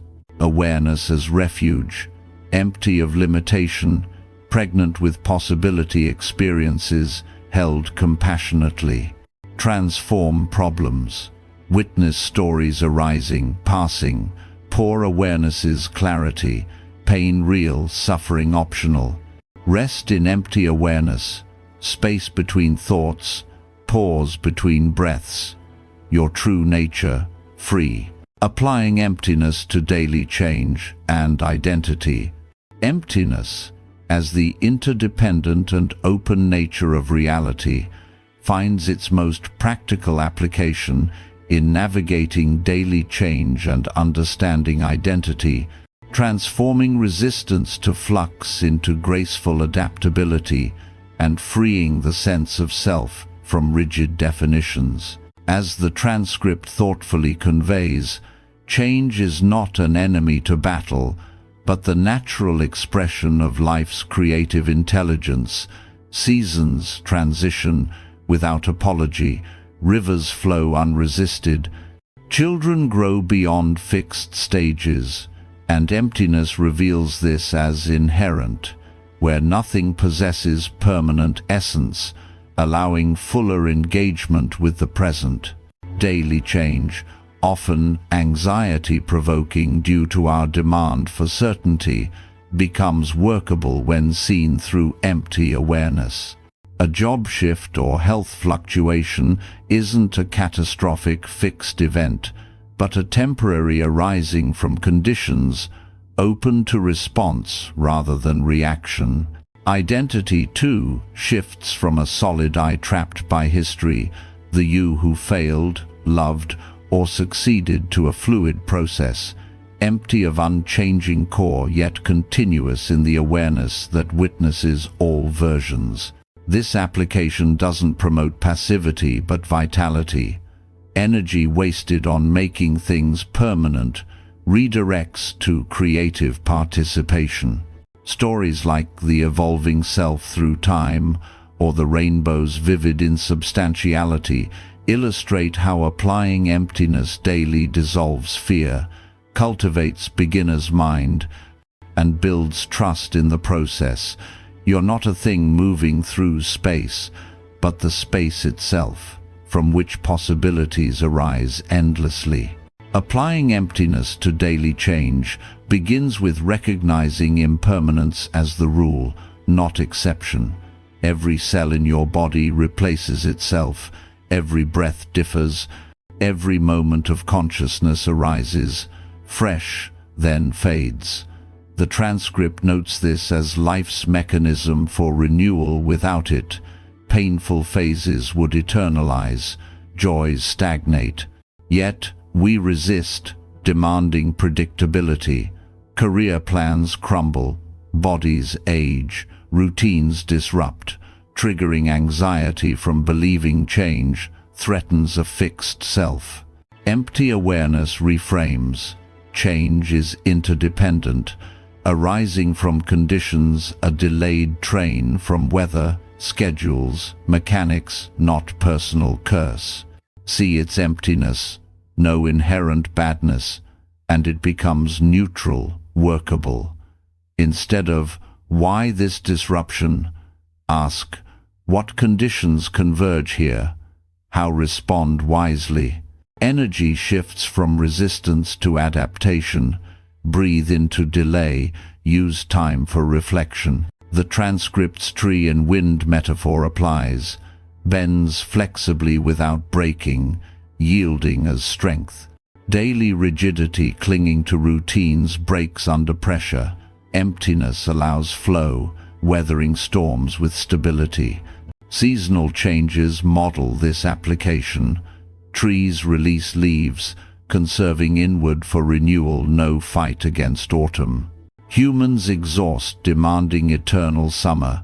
Emptiness honors cycles, activity, dormancy, growth, consolidation. In personal transitions, a friendship fading isn't failure, but empty arising dependent on diverging paths, life stages. grasp permanence, suffer. See interdependence, appreciate shared time, open to new connections. The transcript urges aligning with rhythms. Fighting natural change creates friction. Embracing empties it of threat, turning into adventure. Beginner's mind enhances. Approach changes fresh. Without should be burdens uncertainty as space for emergence, not problem. Children embody. Explore novelty without guarantees. Wonder over fear. Restore this. A surprise meeting as potential, not disruption. Meditation trains this. Sit, observe sensations, thoughts arise, pass nothing static, all empty of permanence. Awareness stable, like sky to clouds. Transcript likens to swimming, not stopping waves, changes, but finding buoyancy within. Trust builds, essence unthreatened by flux. Apply to anxiety. Future projections gap from present. Emptiness shows them story, dependent past fears, imaginings, not solid. Return to now, breath, sensations, manageable. Problems like financial worries, empty of fixed doom, dependent on economy, choices, supports, adjust conditions, budget, seek advice, transform. Identity's application reveals emptiness's depth. Who are you? Job, roles, beliefs all evolved. The you at 5, graduating, erring, where now? Transcript notes, continuous awareness, witnesses changes, empty in beauty, no color, shape, yet accommodates all. Like space, belongs to no thought, emotion, vast, open, joy, sorrow pass through, awareness unchanged, not rigid, but completely receptive. Zen story, show me your mind, can't find it. Then, rested, mind not object, but empty presence, always here. Identity feels solid. I'm failure, anxious but empty awareness sees dependence. Failure from conditions, effort, circumstances, changeable, not trapped by past, embarrassing mistakes you dissolved. Fresh response now, freedom, evolve without self-attack. Relationships apply this. Partners' flaws seem fixed, but empty, dependent on moods, histories, interactions. Love their becoming over, pinning to yesterday's image. Conflicts less threatening, positions not rigid but dances in mutual flux. Love deepens, empty of permanence, more profound, fragile flower, beautiful in brevity. Goals, achievements, success, empty promotion routine, ISIS, failure leads unexpectedly. Engage without clinging, full effort, detached from outcomes. Transcripts rainbow, vivid, beautiful yet touchless light, water under conditions, empty yet present. Daily changes, identity like this, meaningful, insubstantial, dependent, lacking independence. Environmental, creative changes, clutter as mental reflection, clear space, clear mind. Creativity, blocks empty, dependent on rest. Inspiration, cultivate conditions, flow returns. Health, symptoms, empty signals, imbalances from lifestyle address interdependently. Trust emerges. Same intelligence, metamorphosing caterpillars, guides your changes. Difficulties as unfolding, workable via emptiness. Awareness as true nature, empty of limits, full of infinite potential experiences held equally. Apply daily, notice change, trace conditions empty, workable. identity shifts, witness without labeling, rest in gaps, between thoughts, breaths, empty, awareness, your home. Transcript reminds, your empty space, all arising, passing within already free, what always known but forgot. Cultivating noble silence and right effort. The fullness of noble silence in presence. Noble silence, as illuminated in Buddhist tradition, transcends mere quietude or the cessation of noise. It embodies a profound fullness of presence, a spacious awareness that exists beneath the incessant mental commentary, inviting deeper intuition, healing, and connection. As the transcript poignantly describes, this isn't about becoming mute or evading communication, but discovering the alert, alive quietude, where subtler knowing emerges, glances between friends conveying volumes, shared silences more intimate than words, or the peace of simply being without explanation. In a world addicted to stimulation, analyzing, planning, judging, our internal radio drowns out this essence, but noble silence restores it, not as empty void, but as pregnant possibility, the source from which thoughts arise and return. The monastery bell ringing hourly exemplifies, not marking time but calling return to breath, presence, the silence holding the sound. Monks pause, listening to resonance and the encompassing quiet, teaching silence as vibrant, aware space. Applying this daily transforms reactivity into response, discomfort into insight, and isolation into intimacy, fostering what the transcript calls your true nature, the awareness that listens, unchanging amid flux. The essence of noble silence lies in its distinction from other quiets. Suppression pushes thoughts down, indifference stops caring, but noble silence is compassionate, fully present, including everything without disturbance. The transcript clarifies its healing because it provides space for natural occurrence, not eliminating difficulty but holding it. Thoughts as visitors in consciousness's house. Acknowledge without entertaining or evicting. Return to the house, awareness constant, visitors transient. This shift liberates. Identify with thoughts, suffer their turbulence. Rest in observing awareness. Find peace. A student's complaint. My mind, too busy for silence, met with a snow globe. Shake it, snow swirls. To settle, stop shaking, not shake more. Thoughts like snow settle when unstirred by more thinking. Noble silence thus arises naturally, releasing the need to solve or narrate every moment. Presence in silence reveals emotions clearer. Vague anxiety, avoided through chatter, speaks its message when listened to quietly. What protection does it offer? Grief, distracted from, flows when space allows. Joy emerges spontaneously, noticing wonder always here. The transcript notes, intuition whispers in silence. Logical analysis often drowns subtle guidance, job decisions, relationship handling.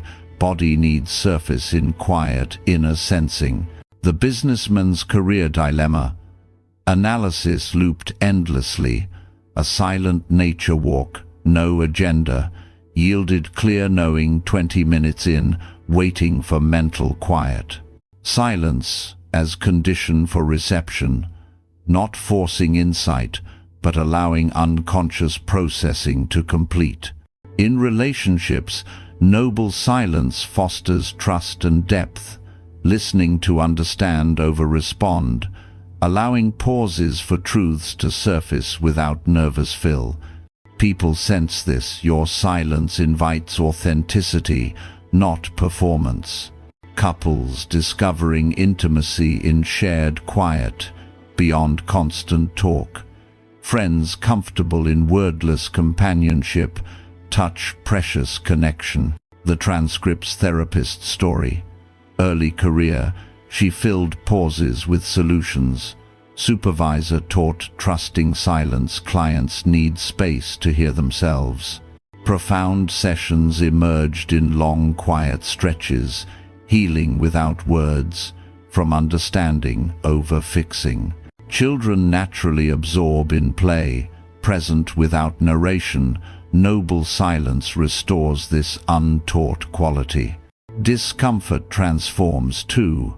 Meet difficult emotions silently, without fix, escape, analyze, and they evolve. Fear, sadness, anger, met patiently, lessen resistance's suffering.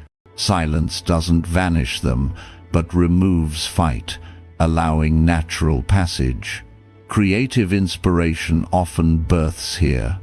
Artists' best ideas during quiet walks, showers, free from forced effort. The transcript describes silence qualities: alert, fully present, healing by providing space. Daily practice extends beyond meditation. Walking meditation, feel feet grounding, rhythm, without destination, returns to locomotion's miracle. Mind wanders, gently redirect, training presence. Eating silently, taste bites fully, textures, temperatures, appreciate nourishment without distraction, richness in simplicity revealed. Conversations, bring spacious attention, not lost in commentary. Reaction-response difference. Criticism stings, silence feels it as sensation, chooses calm reply. Culture's noise, addiction, background music, connectivity disconnects from guidance. Noble silence chooses conscious engagement. Rest, uncomfortable alone with thoughts. Befriend inner landscape. Silence comfortable when whatever arises is held without agenda. The transcript urges this for self-relationship. Give space to be, without schedule, fill. Emotions speak clearer, healing happens organically. Noble silence in difficulty. Presence with pain, no minimization. Your willingness witnesses, communicates acceptance, healing deeper than advice. As preparation for sleep, release solving, planning, let mind settle like unshaken snow globe. Rest in gaps between thoughts, breaths, spacious awareness, your refuge. Silence not empty, peace, pregnant, love, alive, intelligent beyond thinking. This fullness invites return to awareness, always waiting, your truest home. Practice transforms from chatter's prisoner to presence's freedom. Tonight, experiment. Let silence hold as you drift, trusting it guides dreams, unchanged upon waking. Training the mind like a puppy, gentle returning. The metaphor of training the mind like a puppy captures the essence of mindfulness practice in Buddhism, emphasizing gentle patience over harsh discipline, where wandering attention is met with kindness rather than frustration, fostering a natural return to presence that builds lasting awareness. As the transcript tenderly illustrates, you don't scold a puppy for straying off path. Instead, you guide it back softly, understanding its curiosity as normal, not failure. Similarly, your mind will inevitably drift into worry, regret, or control attempts. This is inherent, not a flaw, and the key lies in noticing the wander without anger, then gently redirecting to the present moment. This gentle returning forms the core of mindfulness, transforming scattered thoughts into opportunities for compassion, rewiring the nervous system toward equanimity without the exhaustion of self-criticism. Unlike forceful methods that create inner conflict, this approach aligns with the transcript's wisdom. The mind settles like snow in an unshaken globe, not through more agitation, but by ceasing to stir. Over time, repeated gentle returns strengthen presence, making it the default state, where distractions lose power and awareness becomes the unchanging space holding all experiences. Through daily applications, stories of persistent students, and ties to broader teachings like the river or sky metaphors, training the mind like a puppy reveals itself as a compassionate path to freedom, inviting you to treat your inner world with the same loving patience you'd offer a beloved pet, ultimately resting in the vast, alert silence that is your true nature. At its foundation, this puppy training metaphor addresses the common struggle in meditation and daily life. The mind's tendency to roam, pulled by cravings, fears, or distractions, much like a young dog's excitement leading it astray.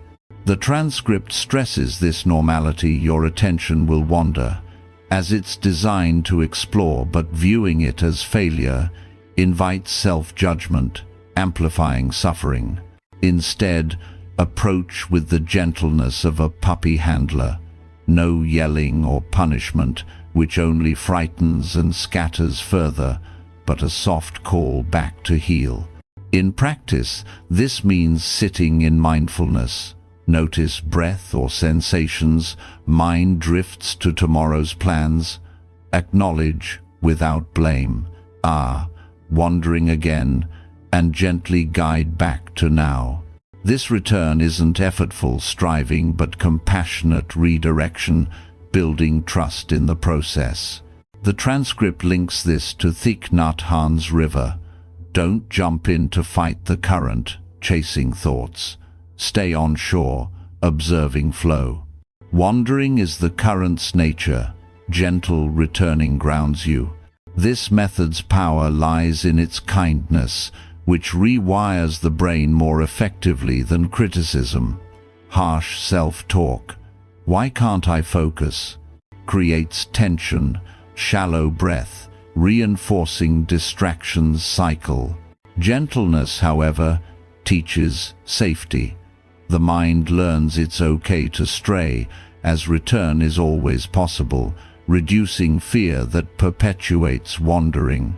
Over repetitions, returns quicken, presence deepens, not achieving perfect stillness, but developing capacity to hold distractions lightly.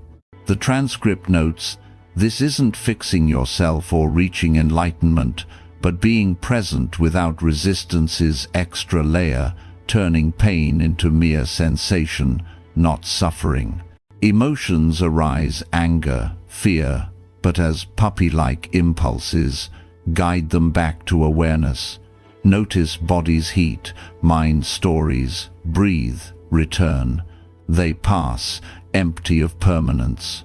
A student's story from the transcript exemplifies: complaining of a too busy mind, unable to stop thinking, the teacher shakes a snow globe. Make snow settle by shaking more. Impossible. Settling happens when shaking stops. Thoughts are snow. More thinking, chasing, or suppressing agitates. Gentle non-interference allows calm. The student learns, wandering normal, return gentle. Applied daily. In traffic, mind spirals to frustration, notice. Wandering to anger, return to breath or surroundings. No failure. Each return strengthens. Conversations. Attention drifts to rebuttals, notice. Return to listening. This builds responsive over reactive living. Pause between stimulus and action, wisdom emerges. Broader teachings integrate. The sky of awareness holds thought, clouds. Wandering clouds come, go, sky unchanged. Gentle returning rests in sky, not chasing weather. Or the river. Mind jumps in, control attempts, but return to shore observes without interference. Emptiness ties in, wandering thoughts, empty, arising dependently, no fixed distracted you. See this, less self-blame, more compassion. Identity shifts, not bad meditator, but awareness witnessing wanders. Puppy training extends to habits, compulsive scrolling notice pull, wandering to distraction, gently return to intention, reading, walking. No anger, kindness motivates. Relationships, reactive words brew notice, return to breath, choose response. Transcripts therapist, learned silences power by trusting pauses. Clients heal in space to self-hear. Gentle returning creates such space. Mind wanders to advice. Return to presence. Emotional difficulties benefit. Grief pulls to regret notice. Return gently to feeling without stories. It flows, transforms. Joy. Mind wanders to doubt. Return. Savor fully. Creativity. Ideas flee in force. Gentle return to task allows emergence. Challenges. Initial wanders frustrate. Treat self as puppy, no scold. Persistence builds. Returns from thousands to hundreds. Presence natural. Transcript assures. Practice transformative by not adding resistance. Pain remains. Suffering dissolves. Collectively. Gentle mind. Training ripples patient with self, patient with others, contributing calm to shared consciousness. Interdependence. Your return inspires others' presence. Sleep applies. Mind wanders to worries notice, return to breath. Settle like snow, trust silence holds. This essence, gentle returning, mindfulness is heart, training toward freedom. Rest in this. Mind like puppy, curious, trainable with love. Each wander chance for kindness. Return to now your home. Right effort, preventing harm and cultivating good. Right effort in Buddhist teachings represents a skillful application of energy that aligns with wisdom, focusing on preventing harmful states before they arise, and cultivating beneficial ones that support well-being, all without the friction of forceful striving. As the transcript delineates, this is one of the 4 aspects of right effort: averting unwholesome conditions that haven't yet manifested, and nurturing wholesome qualities that are still undeveloped, creating a balanced path where actions flow in harmony with reality rather than against it. Preventing harm involves upstream thinking, identifying and addressing conditions that lead to destructive patterns early, such as recognizing that skipping meals breeds irritability and choosing regular nourishment as a proactive measure. This isn't moral rigidity but practical wisdom. By attending to subtle precursors, major corrections become unnecessary, conserving energy for positive growth. Cultivating good, conversely, entails intentionally fostering qualities like patience, compassion, and clarity through consistent, gentle practices, daily meditation, acts of kindness, or mindful speech. Much like tending a garden, plant seeds, provide conditions, and trust natural emergence rather than forcing blooms. Together, these aspects transform effort from grinding determination to responsive flow, preventing the exhaustion of inner conflict while building sustainable harmony. The transcript emphasizes this as not about perfection but recognizing which mental-emotional patterns serve flourishing. Harmful states like anger or greed drain, while beneficial ones like equanimity uplift. Through examples like the mother's pause in parenting or the teacher's flexible approach, right effort reveals itself as wise energy, preventing harm's escalation and cultivating good's compounding benefits, ultimately guiding toward a life of ease where presence replaces reactivity. Preventing harm starts with foresight, attending to the subtle conditions that typically precede unskillful states, ensuring they don't gain footing. The transcript describes this as the first aspect of right effort, stopping harmful states that haven't arisen, a proactive stance that averts suffering at its root. Consider irritability. If you know fatigue from poor sleep often leads to snapping at others, preventing harm means prioritizing rest, not waiting for the outburst to apologize. This upstream thinking, borrowed from the transcript's practical lens, identifies triggers early. Certain news sources amplify anxiety without aiding response, so limiting exposure becomes skillful prevention. No dramatic intervention needed. Small adjustments like mindful breathing before stressful meetings halt reactivity's buildup. Harmful states, greed, aversion, delusion don't appear spontaneously, but from converging conditions. Unchecked thoughts feed resentment, leading to harsh speech. Awareness catches this chain. Notice ruminations rise, redirect gently, preventing escalation. The puppy metaphor ties in. Mind wanders to harm, worry spirals. Don't scold, return kindly, preventing deeper entrenchment. This prevention extends to body, speech, mind doors. Body, avoid overexertion from stress, preventing burnout. Speech, pause before critical words, averting relational rifts. Mind, divert from judgmental thoughts, stopping isolation's growth. Transcripts real-time karma aligns, prevent irritation, experience immediate spaciousness. Collectively, this ripples. Personal prevention of anger contributes to communal peace, as unexpressed harm doesn't spread. Humility arises. Current harms linked to past overlooked conditions, not failure. Hope too.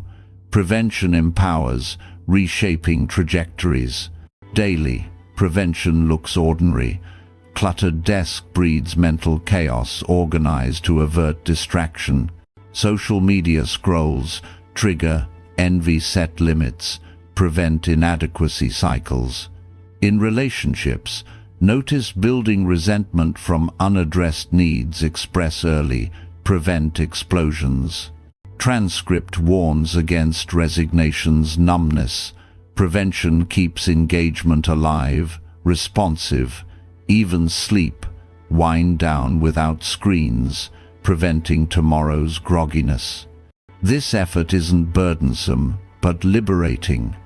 Energy saved from crises fuels joy. Cultivating good complements prevention, actively nurturing undeveloped beneficial states through intentional, patient engagement. The transcript outlines this as developing wholesome qualities, mindfulness, generosity, insight that haven't fully bloomed, like garden tending, seeds of compassion planted via daily acts, watered with attention, blooming naturally, no forcing, provide conditions, trust process. Meditation cultivates presence, sit daily, return to breath. Equanimity strengthens, not overnight, but through consistency. Acts of kindness, help without expectation, Warmth grows inwardly, becoming habitual. Gratitude practice. Note 3 appreciations nightly, shifting attention from lack to abundance, compounding satisfaction. Qualities like patience or clarity develop similarly. In frustration, choose breath over snap. Patience seeds sprout as calmer responses. Transcript ties to merit, not accumulation but harmony. Cultivate wisdom, it naturalizes. Positive spirals form. Compassion act enhances empathy, easing future interactions. Interdependence amplifies. Cultivate understanding personally. Infuse collective consciousness, aiding others' access. Community. Foster kindness in family. Heals generational patterns. Transcript's mother story illustrates. With teenagers' behavior, initial reactivity escalated. Pause. Ask. What needed? Often listening over lecturing cultivated patience, transforming home. Prevention, cultivation intertwined. Avert harm by nipping reactivity, nurture good via presence. Teacher with students. Firm boundaries from compassion, not punishment, prevented escalation, cultivated respect. Goals benefit. Cultivate discipline from enjoyment, not force exercise from love. Sustains. Habits. Nurture alternatives to negatives, mindful walks over scrolling, good compounds. Challenges. Meet with cultivated equanimity, problems workable, not overwhelming. Right efforts balance. Prevent harm downstream by upstream care. Cultivate good without attachment. Transcript assures sustainability. Rhythms of activity. Rest, like trees' dormancy. Effort responsive. Energy for flourishing. Preventing harm. Cultivating good creates responsive life. Harm averted. Good nurtured. Ease flows. Trust. Same intelligence guiding nature supports your efforts. Rest in this. Effort-wise, not forced. Prevent. Cultivate. Let harmony unfold. Skillful means in relationships and habits. Skillful means, known as upaya in Buddhist traditions, embodies the art of applying wisdom adaptively to meet the specific demands of each moment, particularly in the realms of relationships and habits, where rigid approaches often fail, and flexible, compassionate responses lead to genuine transformation. As the transcript elucidates, this isn't a fixed technique, but a discerning intelligence that reads the context. Sometimes surrender looks like gentle yielding, other times as firm boundaries. It might involve speaking truth without attachment to being heard, or walking away not from defeat, but to honor one's peace. In relationships, skillful means shifts from reactive patterns to presence-based engagement, recognizing that love isn't about controlling outcomes, but responding to the interdependent conditions at play, preventing harm while cultivating deeper connection. For habits, it involves understanding the root intentions behind behaviors and redirecting them constructively, transforming compulsive cycles through awareness rather than brute force, aligning with the transcript's emphasis on effort that works with nature rather than against it.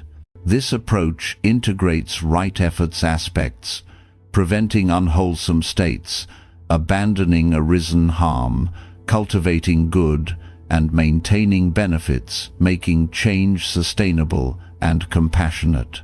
Stories like the Zen master's teacup or the mother's pause with her child illustrate how skillful means turns potential conflict into growth, fostering trust in life's flow where impermanence is embraced. and the cosmic mirror reflects back the quality of inner presence brought to each interaction or routine. In relationships, skillful means begins with the recognition that every dynamic is interdependent, arising from a web of conditions, past experiences, current stresses, communication styles, and thus requires tailored responses rather than uniform rules. The transcript highlights this revolutionary flexibility. Surrender in relationships isn't passive endurance but a live engagement where you give your full heart without clinging to specific returns. For instance, when a partner disappoints, reactive judgment might escalate tension, but skillful means pauses to assess. Is this moment calling for open dialogue to cultivate understanding, or silent presence to prevent further harm? The mother's story exemplifies. Facing her teenager's disruptive behavior, her initial impulse was to lecture, fueling conflicts that harmed their bond. Shifting to a centered question, what does this situation actually need from me? Revealed that often it was patient listening rather than control, preventing the cycle of reactivity while cultivating mutual respect and emotional safety. This wasn't weakness but wise discernment, acknowledging the emptiness of fixed roles, parent as authority, child as rebellious, and responding to the fluid conditions, like unmet needs or fatigue, that shape the moment. Skillful means prevents harm by addressing subtle precursors. Notice building resentment from unspoken expectations, and choose honest expression timed with compassion, averting long-term rifts. It cultivates good by nurturing qualities like empathy. In a disagreement, listen deeply without needing to win, planting seeds of trust that ripen as stronger connections. The transcript's cosmic mirror ties in. Your inner state, defensive or open, reflects back in the relationship. Meet fear with judgment, and distance grows. Respond with empty awareness, seeing the other's words as dependent on their conditions, and understanding emerges. This mirrors the teacup story. The master didn't cling to the broken heirloom as a problem, but continued serving, skillfully loving it as impermanent, preventing distress while maintaining presence. Applied to partnerships, when change arises, a evolving need or external pressure, skillful means doesn't demand permanence but adapts, perhaps by renegotiating roles, cultivating spaciousness where love can flow without desperate grasping. Boundaries are a fierce expression of skillful means, walking away from toxic patterns, not from resignation, but because the soul refuses to bargain for peace, preventing self-harm while opening space for healing. In friendships, if criticism arises, skillful response might involve reflecting back what you hear, cultivating clarity without defensiveness, turning potential conflict into growth. The transcript notes this isn't indifference but full presence. Act without outcome, clinging, speak truth without needing exact validation. Interdependence amplifies.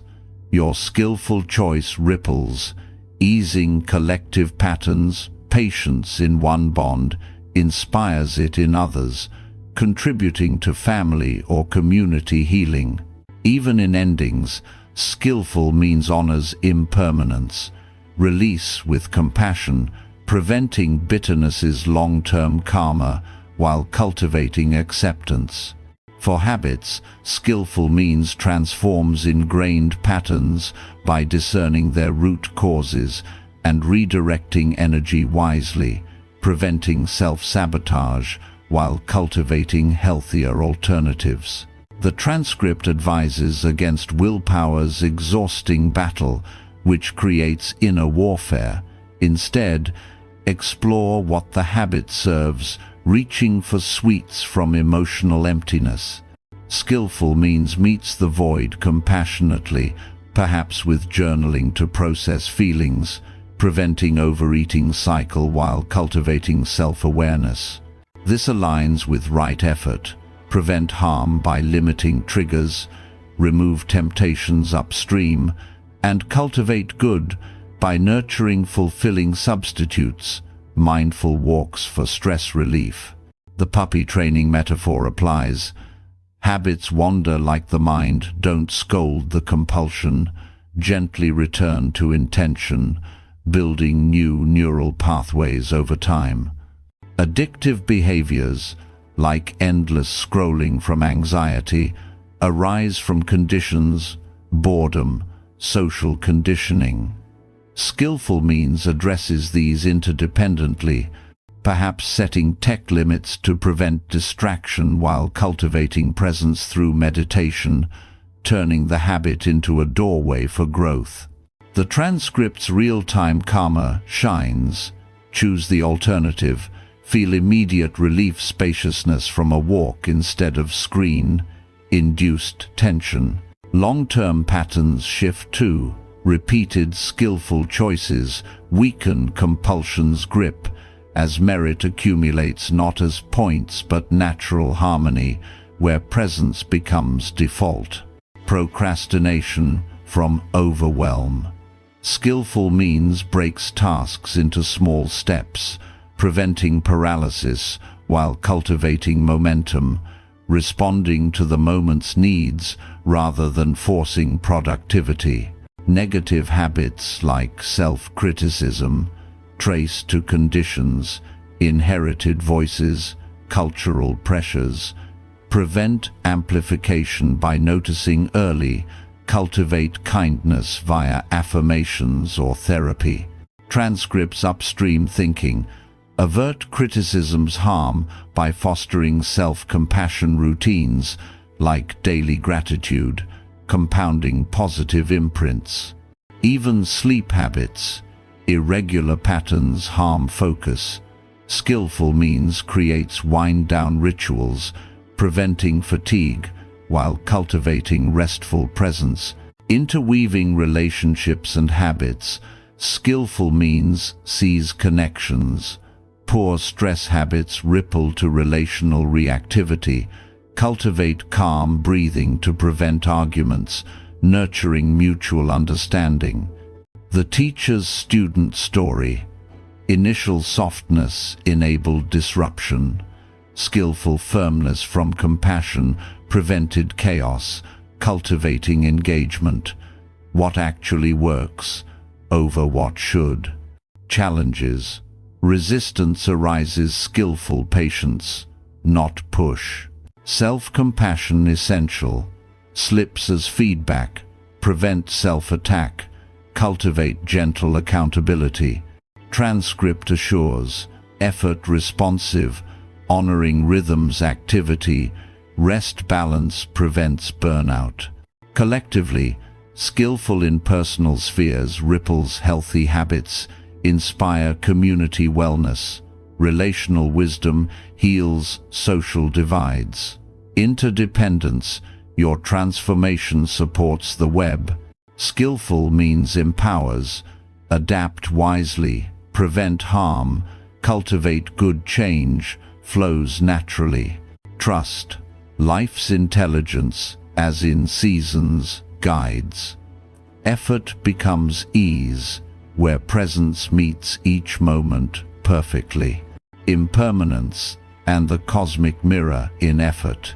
Impermanence and the cosmic mirror converge in the application of right effort, revealing how all actions and outcomes are transient expressions that reflect our inner state, guiding us to exert energy skillfully without clinging to results or demanding permanence from an inherently changing reality. As the transcript integrates these concepts, impermanence teaches that effort itself is fluid, nothing lasts, including successes, failures, or the conditions shaping them, freeing us to engage fully while releasing attachment, preventing the exhaustion of forcing unchangeable flows. The cosmic mirror, meanwhile, shows that reality echoes our consciousness. Approach tasks with tension or fear, and obstacles amplify. Meet them with open awareness, and circumstances align more harmoniously, not through control but resonance. Together, they transform effort from rigid pushing to responsive navigation, where impermanence empties outcomes of fixation, and the mirror reflects the quality of presence we bring, cultivating trust in life's unfolding intelligence. This synergy prevents harm by softening, grasping, nurtures good through mindful alignment, and maintains balance by honoring cycles of activity and rest. Stories like the farmer's "We'll see equanimity" or the woman's fertility surrender illustrate how embracing impermanence in effort mirrors back unexpected gifts, turning potential struggle into graceful flow, where energy serves awakening rather than illusionary permanence. Impermanence in effort underscores that all exertion and its fruits are transient, arising from conditions, peaking and dissolving, which liberates us from the suffering of demanding eternal results. The transcript emphasizes impermanence as freedom's foundation. The same change that ends joys prevents stagnation in pains, allowing growth through release. In effort, this means pursuing goals without ownership, work diligently, but recognize achievements as already broken, like the Zen master's teacup, empty of lasting solidity. Cling to success as permanent, and anxiety shadows it. See its interdependence dependent on team, timing, health and effort flows freely, preventing burnout from outcome, fixation. Failures too, not final verdicts but temporary waves from conditions like preparation or luck. Empty awareness sees this, averting self-blame, cultivating resilience. The farmer's tale exemplifies drought, rain, injury, war each. We'll see effort undeterred by flux, preventing despair while nurturing steady presence. Daily, a project stalls, impermanence reveals its condition, dependent, resources, feedback, adjust without failure. Story, effort responsive, not defeated. This impermanent lens prevents harm in effort. Overstriving from fear of change creates tension, shallow breath body signals misalignment. Recognize impermanence, soften. Effort becomes yielding like wind, bent tree, strong in flexibility. Cultivates good. Honor effort cycles, activity bursts, rest phases like seasons, preventing depletion while nurturing renewal. Transcript notes, sustainable achievement requires restoration rhythms. Trees dormant in winter, blooming spring, no apology for pauses. Override with constant motion, harm accrues fatigue, resentment. Embrace impermanence, effort harmonizes, good compounds, refreshed mind innovates, rested body endures. The cosmic mirror complements, reflecting that effort's quality shapes perceived reality. Inner contraction mirrors obstacles, spaciousness invites ease. Transcript describes this as participatory consciousness, your collaborator, not victim. Change inner climate, outer shifts. Tense effort from control craving mirrors back. Resistance tasks harder, relations strained.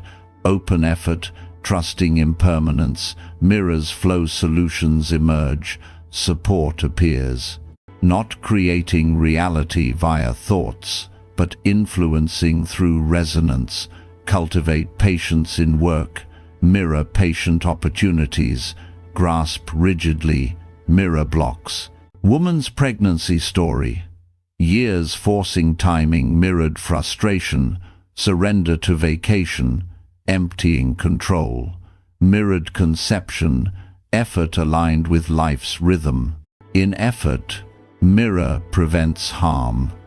Notice inner defensiveness projecting outward. Colleagues seem obstructive because your fear colors them. Awareness pauses, redirect to presence, preventing escalation. Effort effective. Cultivates good, positive inner states. Mirror amplification. Gratitude in tasks. Mirrors abundance, compounding motivation. Transcripts projection. Unresolved anger. Mirrors angry world. Address inwardly, prevent attracting more. Cultivate compassion. Mirror compassionate encounters. Integrating impermanence. Cosmic mirror in effort. All temporary, reflect inner state. Prevent clinging by seeing outcomes empty. Cultivate presence, mirroring positively. Daily, traffic jam, impermanence, temporary. Mirror, inner frustration reflects as ruin. Shift to acceptance. Effort in breathing, mirrors calm, preventing stress spillover. Habits, compulsive from anxiety, impermanence, pattern changeable. Mirror, inner void reflects endless cycle. Skillful effort meets need compassionately, preventing reinforcement, cultivating fulfillment. Relationships, impermanence, bonds evolve. Mirror, inner insecurity reflects distance. Effort in presence without demanding forever. Mirrors intimacy. Transcripts couple. Differences as incompatibility, mirrored conflict. See empty, complementary. Effort in balance, mirrors completeness, preventing division, cultivating unity. Challenges, setbacks, mirror, inner doubt, impermanence, assures, passing.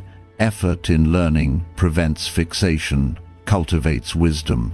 Cancer patient's insight, couldn't control illness, impermanence, but shifted attitude, mirroring bearable treatments, supportive care effort, participatory, not controlling.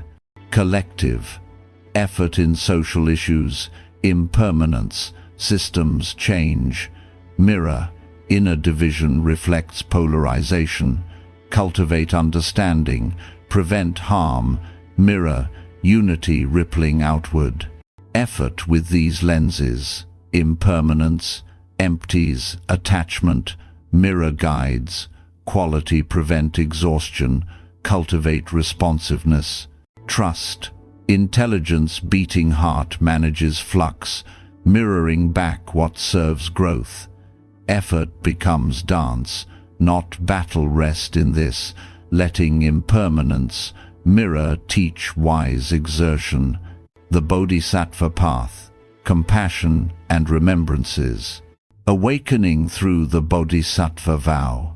In the evolution of every spiritual journey, there arrives a pivotal shift where the quest for personal peace expands into a profound commitment to the liberation of all beings, marking the awakening through the Bodhisattva vow, a sacred pledge that transforms self-focused healing into universal compassion. As the transcript deeply explores, this vow, central to Mahayana Buddhism, signifies an awakening being who glimpses their true nature, yet chooses to remain engaged in the world, not retreating into solitary bliss, but turning back to guide others, like reaching a mountain summit and descending to help fellow climbers. The Bodhisattva path isn't born from perfection or the absence of personal struggles. Rather, it emerges from the clear recognition that your suffering and everyone else's are interconnected currents in the same river, making individual enlightenment incomplete until all are free. This commitment, far from sacrifice or martyrdom, is the natural outflow of understanding interdependence. Helping others doesn't deplete your light, but illuminates the shared path, as demonstrated in the candle story, where lighting others' wicks brightens the room without dimming your own flame. The vow itself, recited in ancient texts, encapsulates this boundless aspiration. Beings are numberless, I vow to save them. Delusions are inexhaustible, I vow to end them. Dharma gates are boundless, I vow to enter them. Buddha's way is unsurpassable, I vow to become it. These aren't unattainable promises, but heart directions, orienting life toward all beings' welfare, starting exactly where you are with the capacities you possess right now. Awakening through this vow begins with the realization that personal difficulties are not private burdens, but training grounds for empathy, turning your anxiety into a lens for understanding others' fears, your grief into a bridge for shared sorrow. The transcript emphasizes that you don't need to solve all your problems first. The vow arises precisely because suffering is universal, and addressing it collectively accelerates healing for everyone. The young monk's question to his teacher, "Why care about others' suffering when I have my own?" elicits the candle demonstration, lighting one in a dark room of unlit candles. Then more, the teacher asks, "Did your flame shrink by sharing?" As light spreads, the monk experiences the truth. Compassion works similarly, your healing undiminished by extending it, the world, brighter through interconnection. This story dismantles separation's illusion. Your awakening contributes to the collective, as one candle's glow enables others to ignite.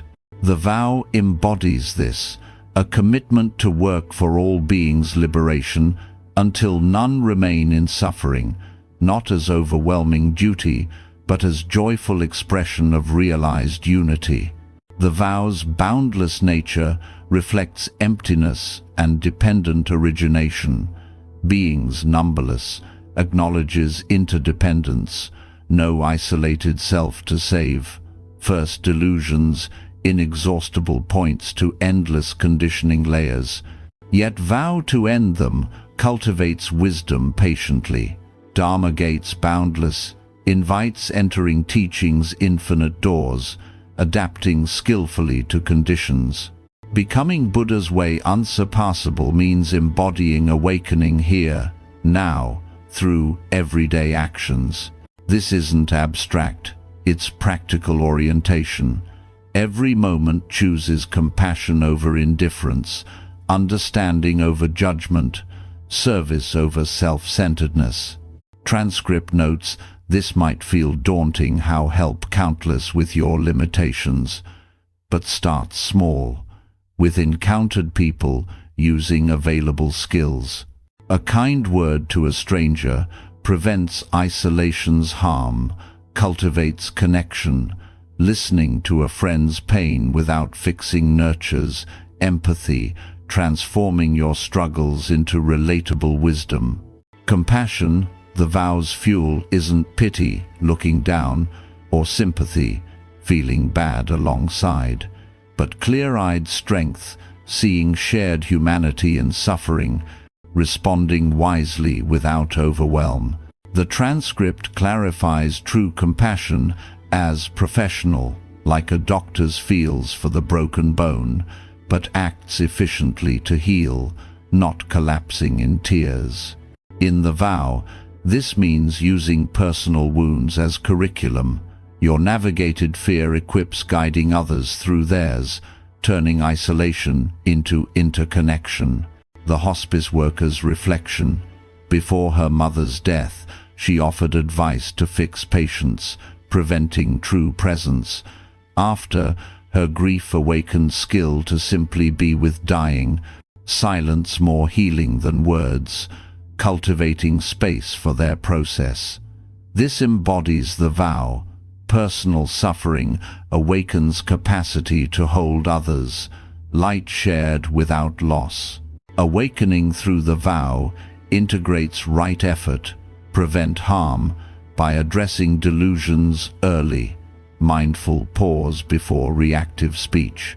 Cultivate good by practicing generosity, small acts building compassion. Abandon arisen harm, release grudges, freeing energy. Maintain benefits, sustain presence in interactions. Impermanence ties in, relationships change, but vow orients toward welfare amid flux, preventing attachment while cultivating timeless love. Cosmic mirror reflects inner commitment to all beings, mirrors back supportive conditions, opportunities to help arise, as your awakened heart resonates with the world's needs. Daily, the vow awakens in choices. See a homeless person not from guilt, harmful state, but genuine care, offering what you can, cultivating connection. In family tensions, respond with understanding, preventing escalation. Vow guiding toward liberation from conflict's delusions. Transcripts beauty, vow as heart, direction, not impossible oath beings numberless, yet save one at a time. Delusions endless, yet end this moments. This scalability awakens gradually. Personal peace expands, recognizing others' freedom as your own. Collectively, the vow heals. Individual compassion contributes to societal awakening as one candle lights the room. Transcript notes global interconnection.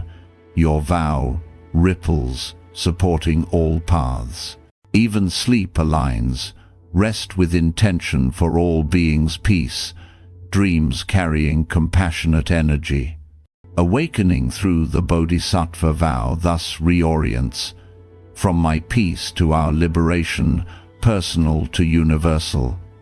It's the mountain climber returning, view complete only when shared. Embrace this. Vow awakens innate Buddha nature, guiding home through service. Compassion as universal care and self-healing. Compassion emerges as the universal language of care that transcends all barriers, uniting humanity through shared understanding of suffering and the innate impulse to alleviate it, while simultaneously serving as a profound tool for self-healing that begins within and radiates outward. As the transcript eloquently portrays, this quality isn't confined to any culture, belief, or background.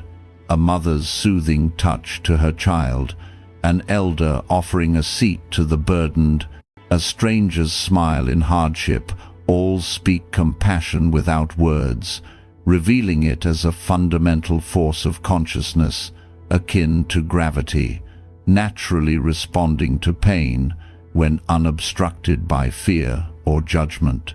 Buddhist teachings position compassion not as soft sentimentality, but as strong, skillful action, clear-eyed in seeing suffering, wise in response, creating connection rather than distance. Crucially, it starts with self. You cannot extend to others what you deny yourself, as harsh inner dialogue leaks into interactions, while self-kindness templates empathetic relations.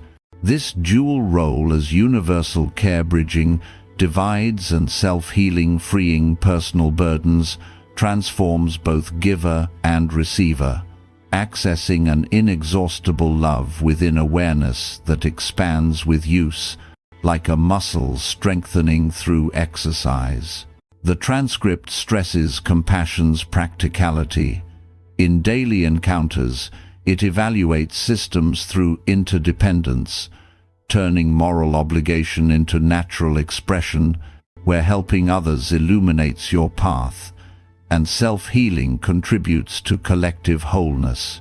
Compassion's universality lies in its recognition of shared human vulnerability, cutting across language, culture, and ideology to connect at the heart level. The transcript describes it as humanity's common religion, uniting atheists and believers, scientists and mystics, while debates rage over politics or metaphysics. All grasp suffering's sting and care's relief. Instinctive examples abound. Children comforting crying peers, adults aiding disaster strangers, animals showing gentleness to vulnerable, revealing compassion as consciousness's baseline, unlearned but often blocked by conditioning. Dolphins helping injured different species, dogs offering unconditional affection. These demonstrate care as natural, not sophisticated achievement.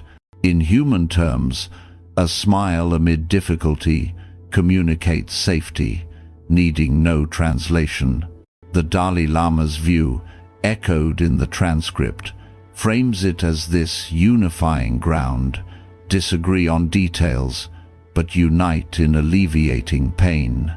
Yet, true compassion differs from pity, superior gaze, how sad for them, or sympathy, shared misery, I feel terrible too.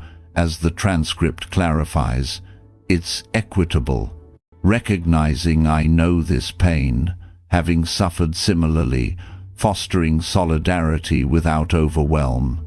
Doctor analogy, feels for patient's injury but acts skillfully to mend, not crumbling compassion strong, effective. Universal care thus responds wisely, offer presence to grief, resources to need, boundaries to harm, always from understanding, interdependence, your well-being tied to others. Helping them helps the web. Self-healing is compassion's starting point. Treat yourself with the kindness you'd give a friend, as inner harshness poisons external relations. The transcript warns, critical self-talk in failure templates judgment of others. Compassionate response to your imperfections enables extending it outward. Nurse's story. After medication error, self-berated harshly, energy drained, supervisor asked, "Would you speak to a friend this way?" Realizing cruelty, she cultivated self-kindness, effectiveness improved, no longer wasted on attack. Self-compassion practical, fosters healthcare, risk-taking, resilience criticism motivates temporarily, compassion sustains. In failure, I tried, learned prevents, shame spirals, cultivates growth. This self-healing radiates universally. Heal your anger, less provoke it in others, make peace with vulnerability, stop attracting exploiters. Transcripts therapist evolution, pre-personal loss, advice fixed clients, post-grief, presence held their pain, silence healing from shared understanding. Bodhisattva vow integrates, heals self to better serve all, struggles as empathy training. Compassion evaluates systems, economic policies from scarcity, compete, harm, interdependence, focused create stability. Businesses prioritizing well-being, mirror productivity, compassion, effective, not just moral. Environmental care, earth as extended body, conservation, love's expression, not burden. In difficulty, compassion reframes, challenging people from unhealed pain, not badness, angry customer, perhaps stressed, critical relative protecting vulnerability. This doesn't excuse harm, set boundaries, but responds from wisdom, preventing reactivity. Teacher's question, what pain drives this? addressed needs, cultivated cooperation over punishment, forgiveness as compassion's gift, not deserving, based but self-freeing resentment, strengthens anger patterns, release recycles energy positively. Transcript notes, not excusing but redirecting, hold grudge, perpetuate separation, forgive, cultivate love. Compassion's language through presence. Sometimes wordless witness heals deeper than solutions. Stay with pain without minimizing, communicating acceptance. Universal care. Help without dependency. Empower growth. Daily. Speak self-kindly in mirror. Cultivate inner warmth. Extend to strangers via smiles, preventing isolation, nurturing connection.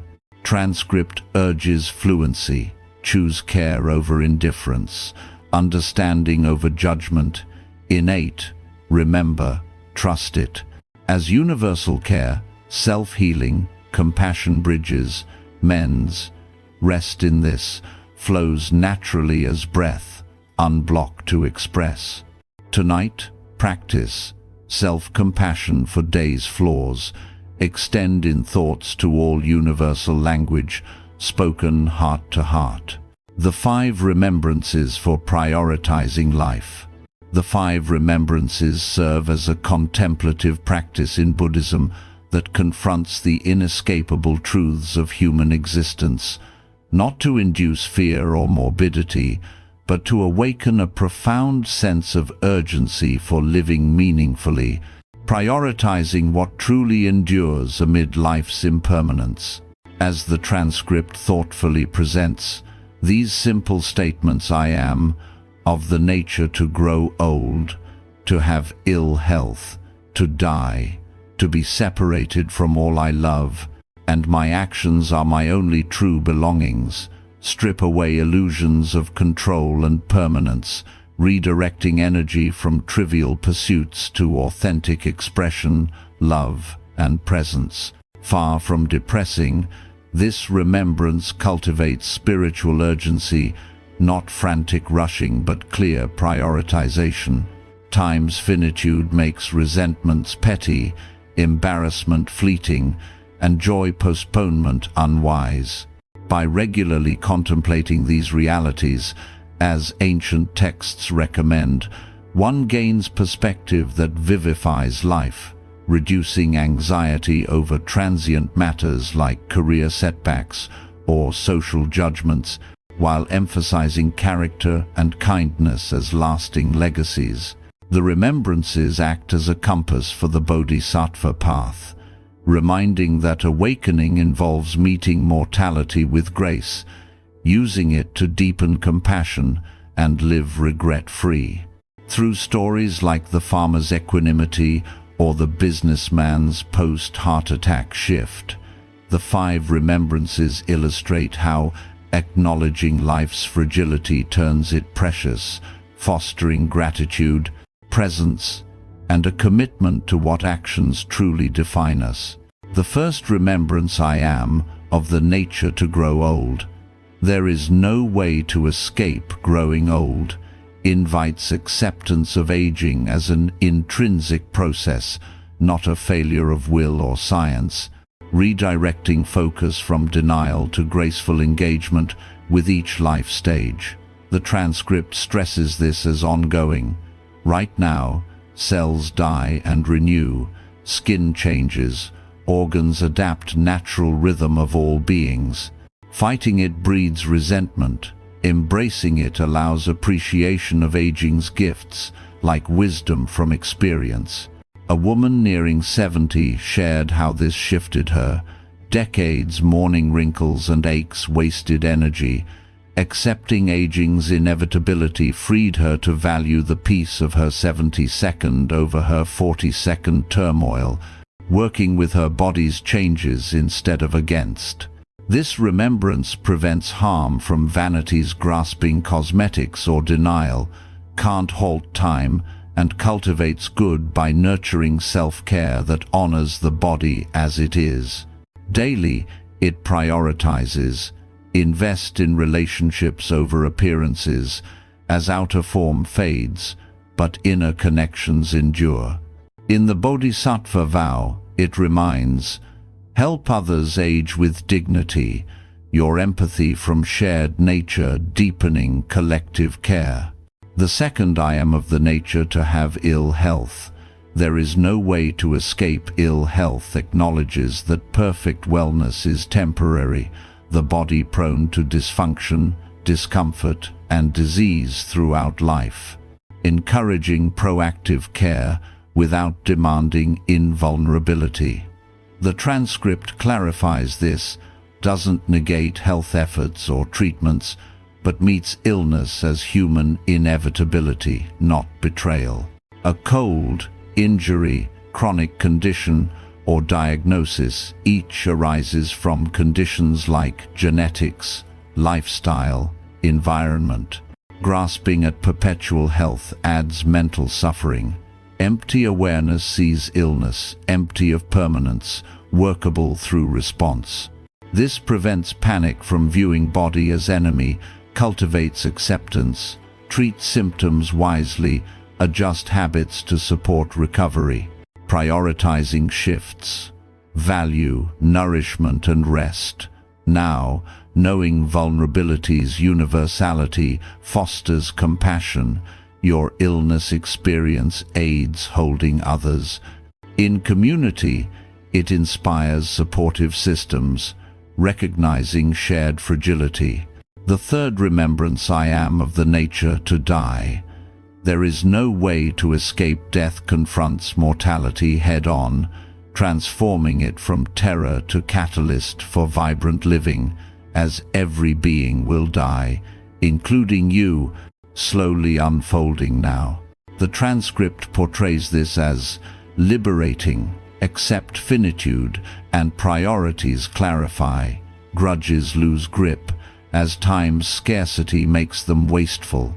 Fear of judgment diminishes, opinions eventually irrelevant. Postponed joy, love, or creativity becomes urgent, today only. A hospice worker observed, terminally ill often awaken most alive, expressing unfiltered, forgiving easily, finding meaning in simples like sunrises or hand-holding death, teaches life's essence. This remembrance prevents living in denial, cultivating presence. If last day, how spend?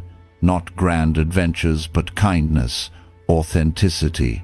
The businessman after heart attack reflected, measured life by wealth, but near death revealed possessions meaningless. Character treatment of people, honesty, contributions, endures. He prioritized accordingly, actions his real asset.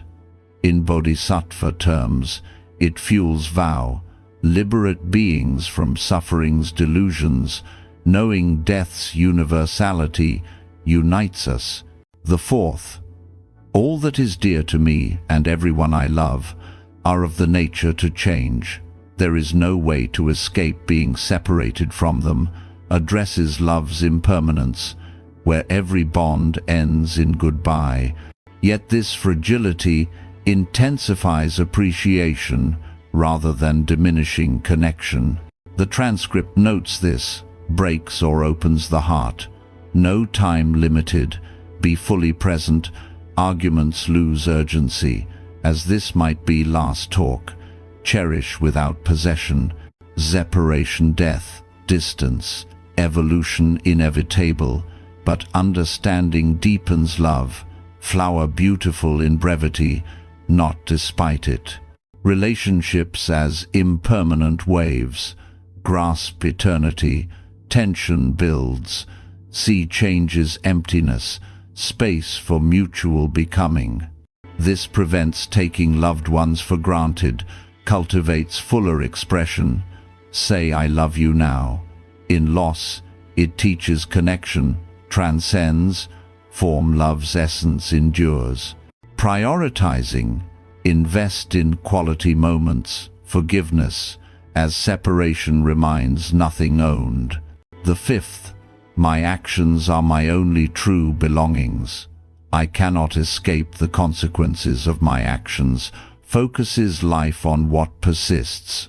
The karmic imprints of intentions, words, deeds, as all else possessions. Status belongs to transient having, while character defines being. The transcript presents this as entering naked, leaving with choices echoes, came with response, capacity, depart with its use, kindness or cruelty, wisdom or ignorance. This awakens urgency. Actions shape experience now and beyond, preventing waste on superficial, cultivating integrity. The businessman embodied, post-crisis, net worth, irrelevant. How treated people mattered. He lived as if character, sole asset, actions, honest, contributory. In vow, it orients service.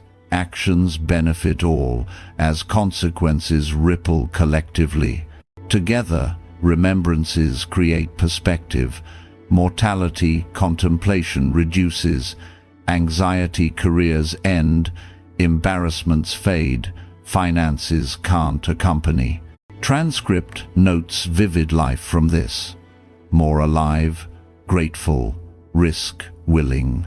Practices: visit graveyards, visualize death, or morning query, if last day how live. Guide, kindness, presence. Prepare for dying. Approach with peace, focusing letting go over denial. Those contemplating de-dignified, fewer regrets. 5 remembrances prioritize. Life's fragility precious, urgency for love, actions enduring, not morbid but present, awakening, dissolving illusions for energy on essentials. In Bodhisattva path, take refuge in inner jewels, Buddha nature, Dharma, Sangha, untouchable by change. Rest in this. Remembrances guide unrepeatable gift, live fully, as time whispers its end. Mandala principle. Sacred order in chaos. The mandala principle in Tibetan Buddhism unveils a sacred geometry underlying apparent chaos, where life's seemingly random fragments arrange into harmonious patterns that serve awakening and wholeness, much like colored glass in a kaleidoscope, transforming disorder into symmetrical beauty with a single turn.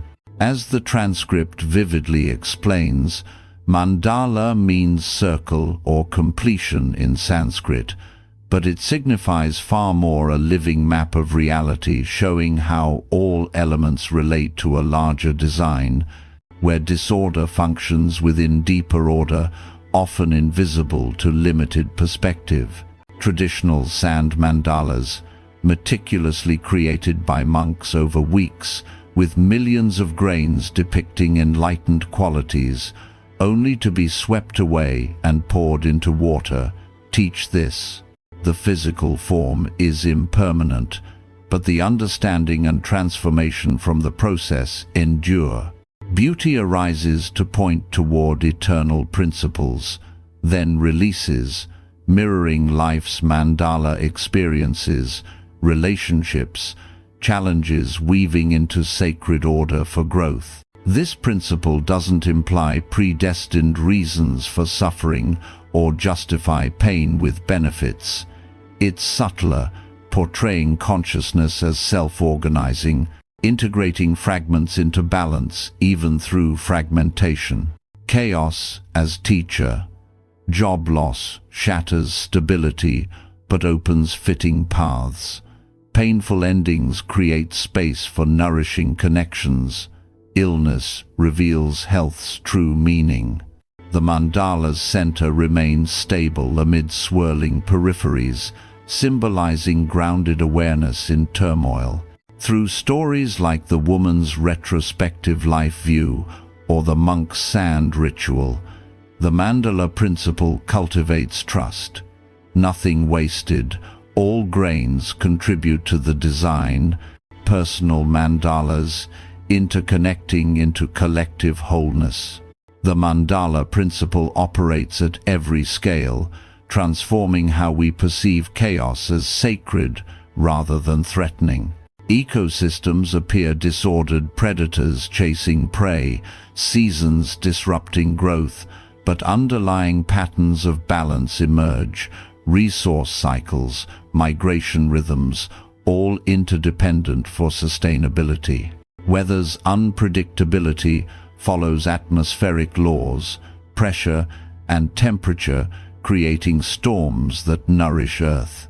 Human thoughts and emotions mirror this.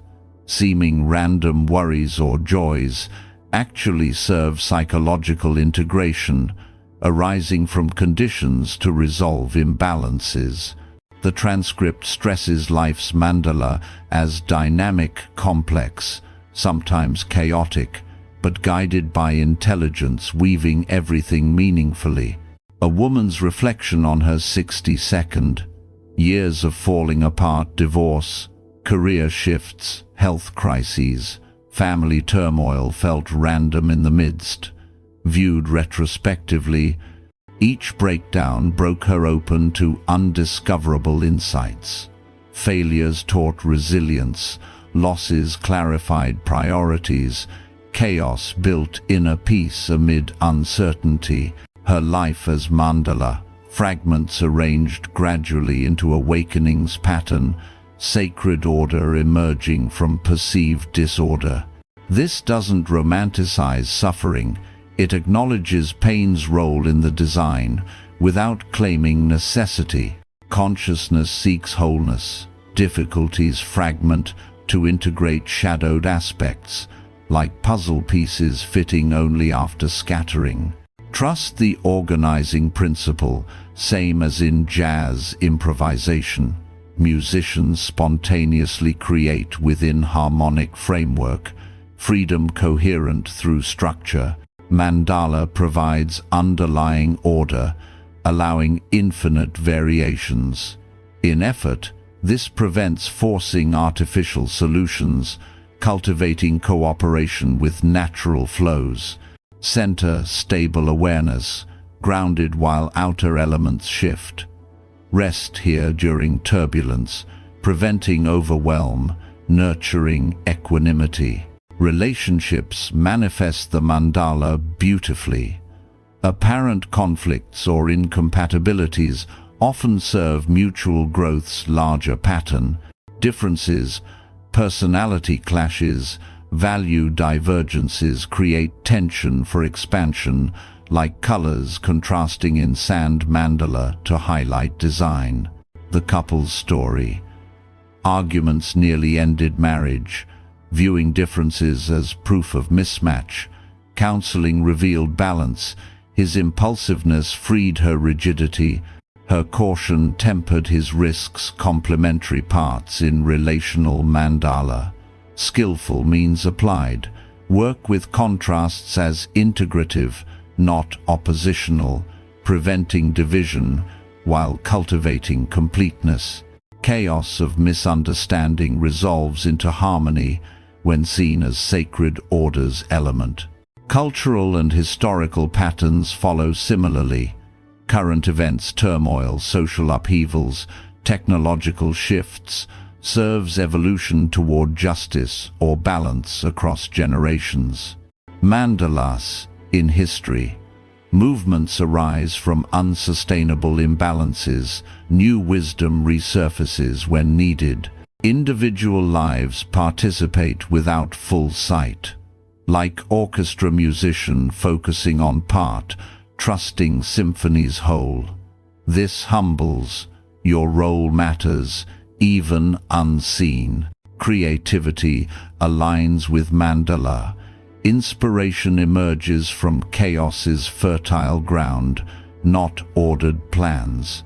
Artists block as dormant phase, prevent forcing by providing conditions, rest, exploration, cultivate openness, ideas bloom organically. Transcript notes, creativity from life, web experiences, influences, emotions, not solo genius, but interdependent spark. Humility in achievements, compassion in blocks, health and healing as mandala. Symptoms signal imbalances in body's pattern, not random afflictions. Physical pain might reflect lifestyle, emotional unrest, relational or spiritual voids. Chaos of illness, sacred, invites integration, preventing neglect while cultivating holistic care. Even mental confusion breaks outdated thinking, space for new understanding. The sand mandala ritual encapsulates weeks of precision, collaborative focus, dedication to beauty, process, meditative, transforming creators. Then destruction, swept, sand to water, teaching impermanence, preventing attachment to form while cultivating insight's endurance. Transcript notes, observer's tears. Release poignant, yet liberating mandala's purpose, fulfilled in pointing to eternal, not enduring physically. Applying daily, view chaos as mandala unfolding traffic jam fragment in larger design. Respond with center's stability, preventing frustration, cultivating patience. Identities mandala, self-fragments, roles, experiences, arrange into wholeness, chaos of change as evolution. Trust deepens, intelligence forming galaxies grows trees, orchestrates your mandala, nothing random, all serves awakening. Personal, collective interlink, heal your pattern, contribute to humanity's. Rest in this, life's grains arrange sacredly, your presence part of the design.